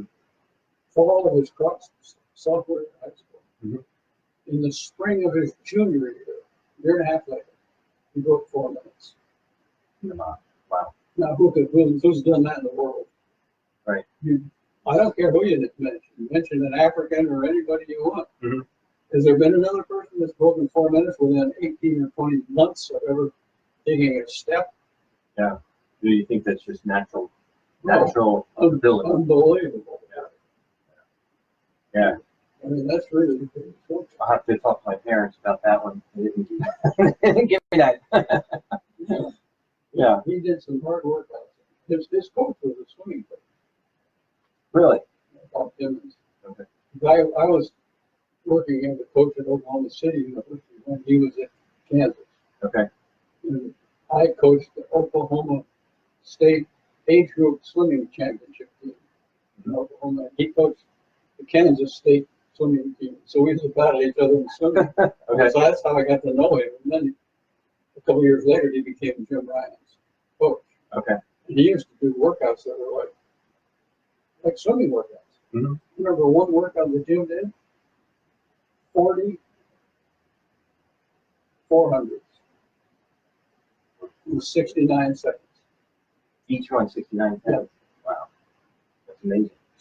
Starting one every, no, I think it was 50, not 40, it was 50. 50 400s in 69, starting one every 3 minutes. Mm-hmm. So he got the rest almost 2 minutes to go. And the next day he did 18 800s. Okay. That's pretty good. I had that. Tim typed that up on a typewriter and handed it to me. Mm-hmm. His workouts. Wow.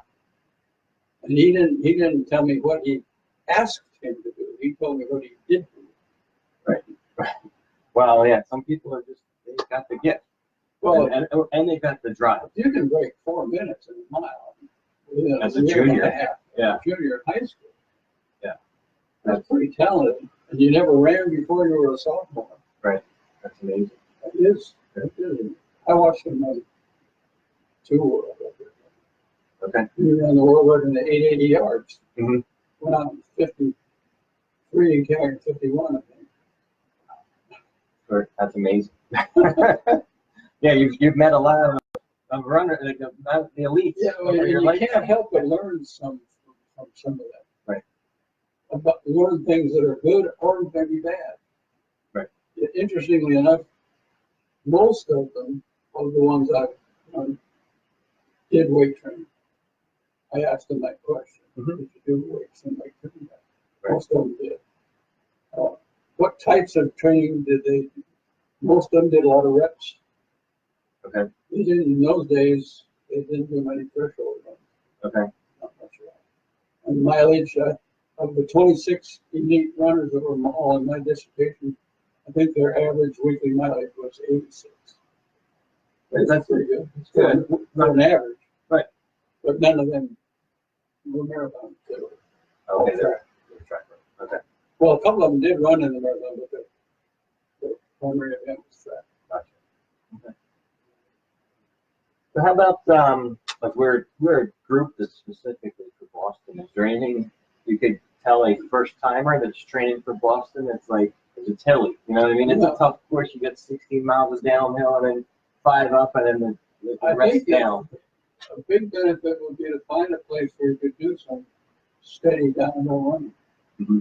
Not real steep, Mm-hmm. but downhill, maybe even 1 mile runs or something like that. Okay. Because the impact of going downhill really puts stresses your quads. Right. And they die on you the last part of that marathon. Yeah. Once you crest or break, and you got to start going down again. Yeah. A lot of people fall apart. It's tough. Well, in the first 10, it's pretty downhill. Right. Gradually, anyway, on and off. Right. The steepest one is mile 16. That's the steepest part of the course right before you start going up. Yeah. So they like to play with you a little bit. Yeah. Think of uphill running as being equivalent to rep running. Right. It's interval. You're doing the relatively short workouts. Right. And turn over real fast. Don't try to bound with each step up the hill. Mm-hmm. Try to turn over quickly. Okay. And short, quick steps. Where do you recommend landing on your? What there's lots of different I've done a opinions on lot that. of research on that. Actually, it turns out that the less cost for most people. Obviously, there are people on both sides. Mm-hmm. Most people costs them less energy to land their foot. Rear on the heel. Yep. Really? Okay. I mean, it's not a big difference. Statistically, it's probably not even significant. Okay. We tested a bunch of runners, and I was working for Nike, Mm-hmm. so I had pretty good subjects Right. to use. And we would run them, say, at a 6-minute mile pace, and have them run a mile rear foot, have them run a mile midfoot, have them run a mile forefoot, Mm-hmm. and see which would cost the most. And typically, it was usually the rear foot that cost a little bit less. Not a big deal, like maybe 1 or 2%. Okay. And that's not answering the question of injury. Right. Which foot strike leads to more injury? I don't know. Okay. But I do know that of the subjects we did in our study where we tested them running rear, mid, and forefoot at a couple of different speeds on their phone. One guy who had run, I think, forefoot all of his life. First time he ran rear foot, it cost him way less than it did forefoot. Really? And one girl we had who had run rear foot all her life, first time she ran forefoot, it cost her less. So yeah. So my only guess is we didn't follow it up with more research. I was wondering if maybe the size of your foot makes a difference. Because that girl had a very small foot. She only had a 4.5, 5 shoe. Mm-hmm. Maybe that's good for forefoot. Right. Maybe a size 12 is better for rear foot. Right. I don't know if anybody looked into that. Mm-hmm. All we did was have subjects, and they all ran rear foot, midfoot, and forefoot, and the average was a little bit less, like 1.6% less cost on the rear foot. Okay, but it wasn't statistically significant. So whatever a person is comfortable with, and they don't get injured. Yeah, well, that's the most important thing is stride rate. Okay. And we did quite a bit of research on that. Mm-hmm. My wife and I went to the '84 Olympics in Los Angeles. Mm-hmm. We went to every track event, and all we ever did was count stride rates. So we didn't even watch the races. Okay. Okay. And it turns out that all the events beyond 1500, 800 and 1500 were faster. Faster stride rate. The turnover for everything beyond the 1500. The women back then had a 3,000 kilometers, but no 5 or 10. Okay. And they had a marathon, which Joey won. Yep. And but the men had. We counted 800. We counted 1500. We counted 3,000 for women. We counted 5 and 10 for men. We counted the marathon for men and women. And once the race lasted, was longer than about 3,000. Turnover was the same. Okay. They kept the same turnover in the 5 and 10K as they did in the marathon. Okay. So that meant that probably the strides were a little shorter on the marathon. Yeah. Okay. And every of all we tested on 47 different runners that we got data on. Some of them we did 2 or 3 days because they had a prelim today and a semi tomorrow and a final the next day. We get the same guy each day to see if it varied any. Okay. And we had 47 different runners. And the average stride rate was 180 or over 180. Over 180. Yeah, that's what just kind of a like little the knowledge, or what people talk about now, 180 is like. Yeah. Well, that's where the 180 came from. That study. That study. Okay. And what I did when I went to, so when I worked for Nike, we used to test people at different stride rates. And 180 cost less than a 160 or a 170. Because think of it this way, the way I describe it to young kids is this: think of it this way: the slower your stride rate, the more time you're spending in the air. And the more time you're spending in the air, the higher you're elevating your body. And the higher you're elevating your body, the harder you're crashing back into the ground on the next landing. So what you want to do is just cruise over the ground. Right. Don't bound over. Yeah. Okay. Imagine you're running through a field of raw eggs and you don't want to break any of them. Just kind of want to, like shuffle, a cat. Just shuffle along. Yeah. And every year, all my new runners I used to get that I recruited from high school, we would go out to the track first time we get them together. And I have them run a lap. Okay. And I'll say, when I whistle, you start counting every time your right foot hits the ground. When I whistle again, you stop counting. Come back and tell me. I never had one that turned over 180. Really? Never. And I used to tell them, okay, it's time to start doing 180. And they all got better. Everything, all our times improved just from turning over. Turning over quicker. Okay. But if they tried to go to like 190, was that the diminishing return? They didn't try to do that, no. Okay. I mean, in the 1500, 800, they do go. In fact, the 800, they get over 200. Yeah. But that's a very short time. Yeah. But it may not be the most economical, but they're not worried about economy as much as they are about speed. First. Right. And they don't have to keep it up for very long. Okay. I've come up with ways to I had one guy that didn't get over to 180 till the end of his sophomore year. After 2 years, he said, "Boy, that's better than the." I said, "I told you that 2 years ago." You can listen. No.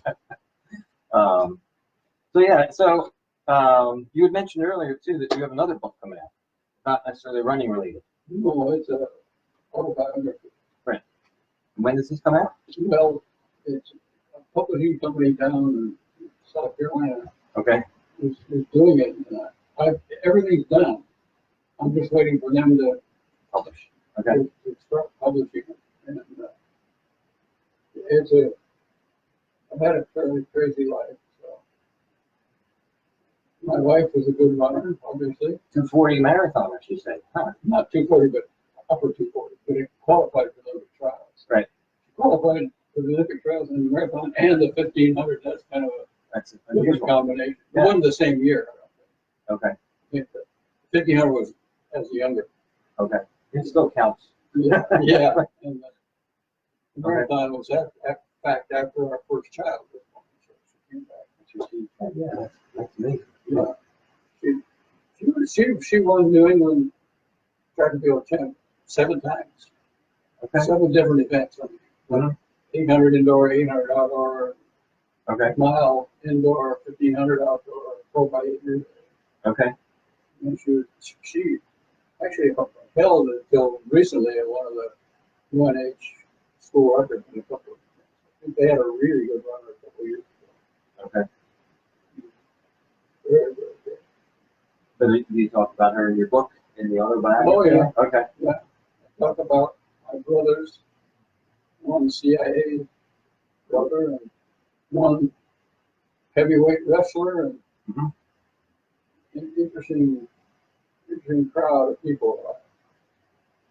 I grew up, I was born in, I've lived in 16 states. Okay. I was born in Detroit, Michigan, moved to California and San Francisco when I was 6 weeks old. Okay. And then I stayed there through grade school and high school, except for 7th grade was in the state of Washington. And when high school was over, my family moved to Montana. Okay. And we lived in Elmville, Montana, which had, in the year we moved there, had a total population of 56 people. Wow. And we were 6 of them. Right. 10%. Yeah, you're 10%. Yeah, you could win an election there. And that was 60 years ago. Okay. And 2 years ago, I went back to that little town in Elmville. They're up to 67 people. Amazing. We're going up 11 in 17 years, I guess. Well, when you moved out, they lost 10%. Yeah, when we moved out. So I did my undergraduate at Montana. I did my master's degree at Oklahoma. Mm-hmm. And I did my PhD. I started in Michigan. Okay. Had a very interesting time in Michigan. I loved Ann Arbor, for one thing. Mm-hmm. But I met one of the world's weirdest runners there. Our lab overlooked the outdoor track. Mm-hmm. And every day, this guy came out about 11 o'clock and started running. He had white boxer shorts, high-top basketball shoes on, Mm-hmm. no T-shirt. And he ran with his arms up here and his head resting on his right shoulder. And he would start running about 11 o'clock, and we'd go to lunch at noon. He was still running. We'd come back at 1, and he was still running. So I finally went out one day and ran with him. Mm-hmm. I said, "Boy, you run a lot." I said, "Yeah. How much you run?" He said, "I run 80 a week." I said, "You run 80 miles a week?" No, wait a minute. You ran way more than that. I can't remember now. Like 80 laps a day. Okay. That's what he ran. Okay. Yeah. And a lap was a quarter. It was a quarter mile track. Yeah. Okay. So what's that?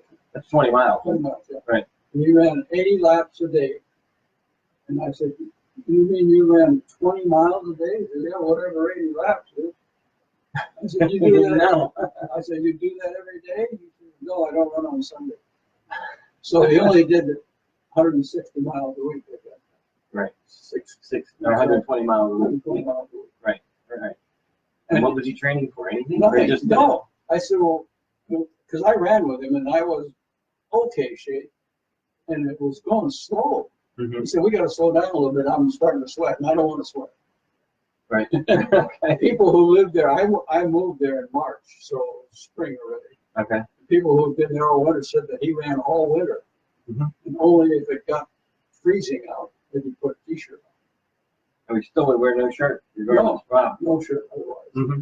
And I think it turned out, I said to him one day, I said, "You ever think about maybe run a little faster and not going so far?" He said, no, that's not the idea. He said, "This is my relaxation time."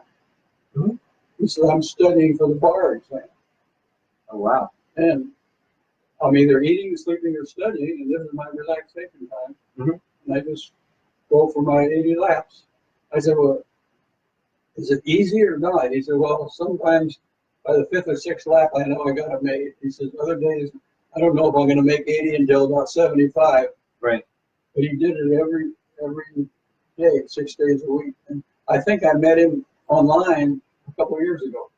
Oh, really? Because, He remembered you probably. Yeah. well, I didn't remember. I never got his name. Okay. But the reason I say I think I met him because a guy asked me to coach him online. Mhm. And I asked him I had him fill out a questionnaire, how much running is he doing and this and that. So turned out he was 72 years old, and he was running 100 miles a week. He'd run the last 8 weeks, he'd run 105 miles a week. Wow. And all between midnight and 5 a.m. Never ran in the daylight hours at all.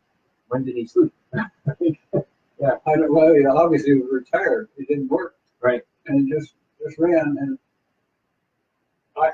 the only reason I thought he was living in Phoenix, Arizona. Mhm. That's the only cool time of day, is the middle of the night. Right. It's not even cool then. I've seen overnight Right. lows of 100. 95 degrees. Right.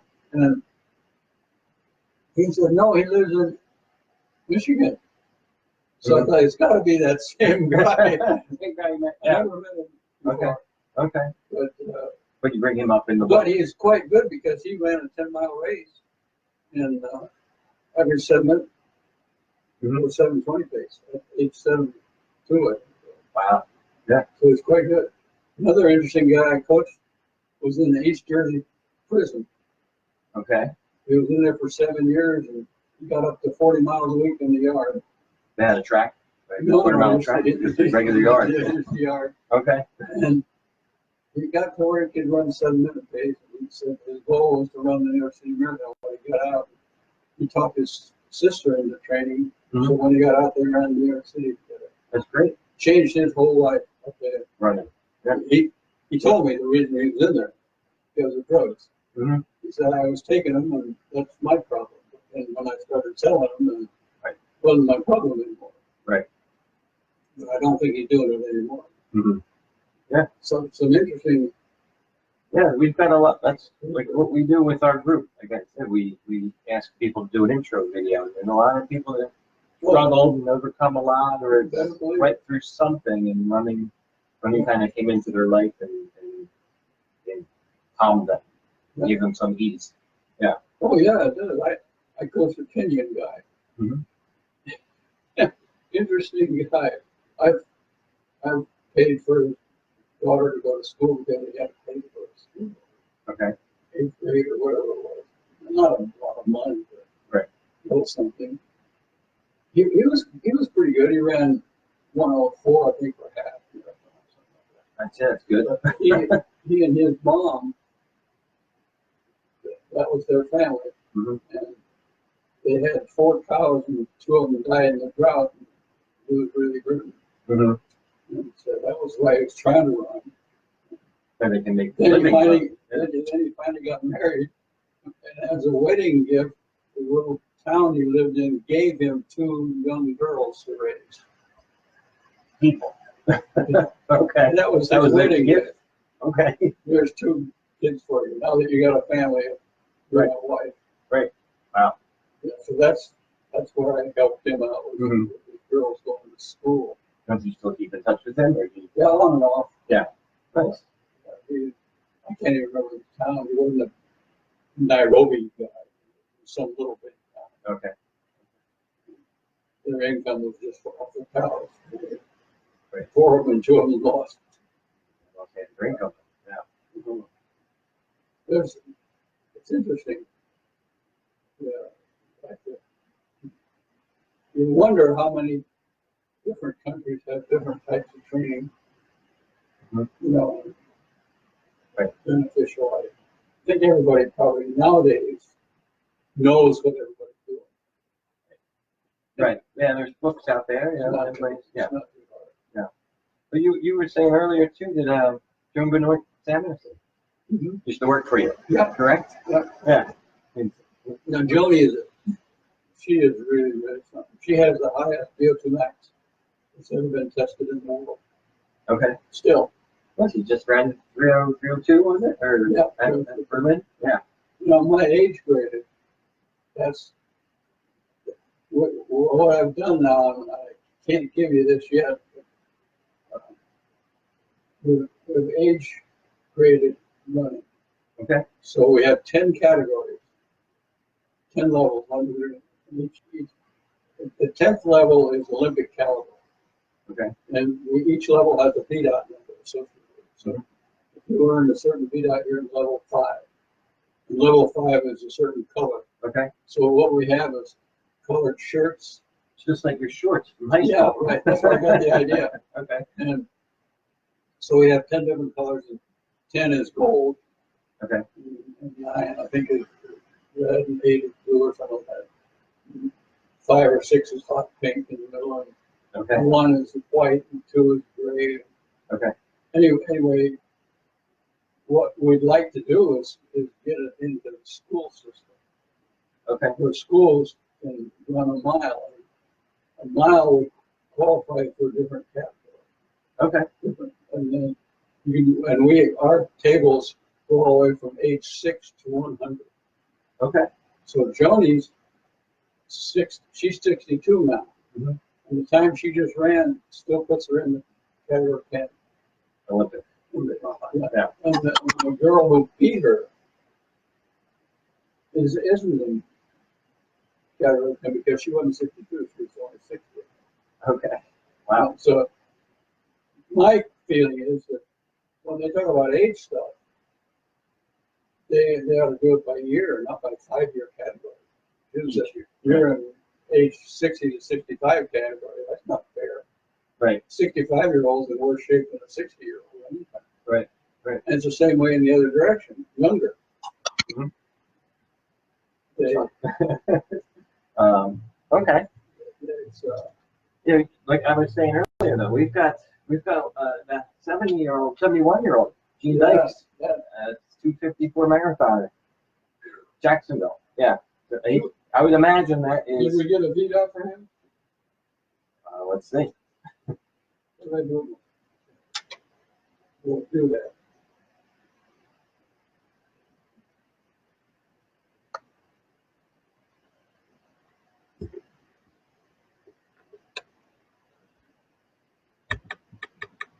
What's over this time? It was 254. That's how many minutes is that? 170 something? 174. Yes. 183 hours and there's 6 minutes less. No, yeah. 174? Yep.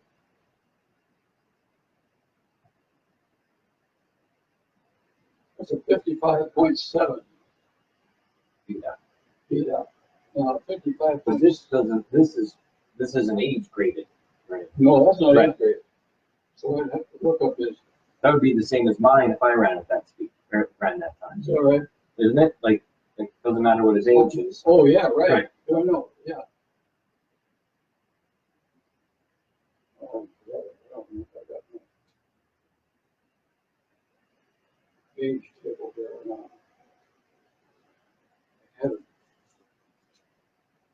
I'd have to look it up.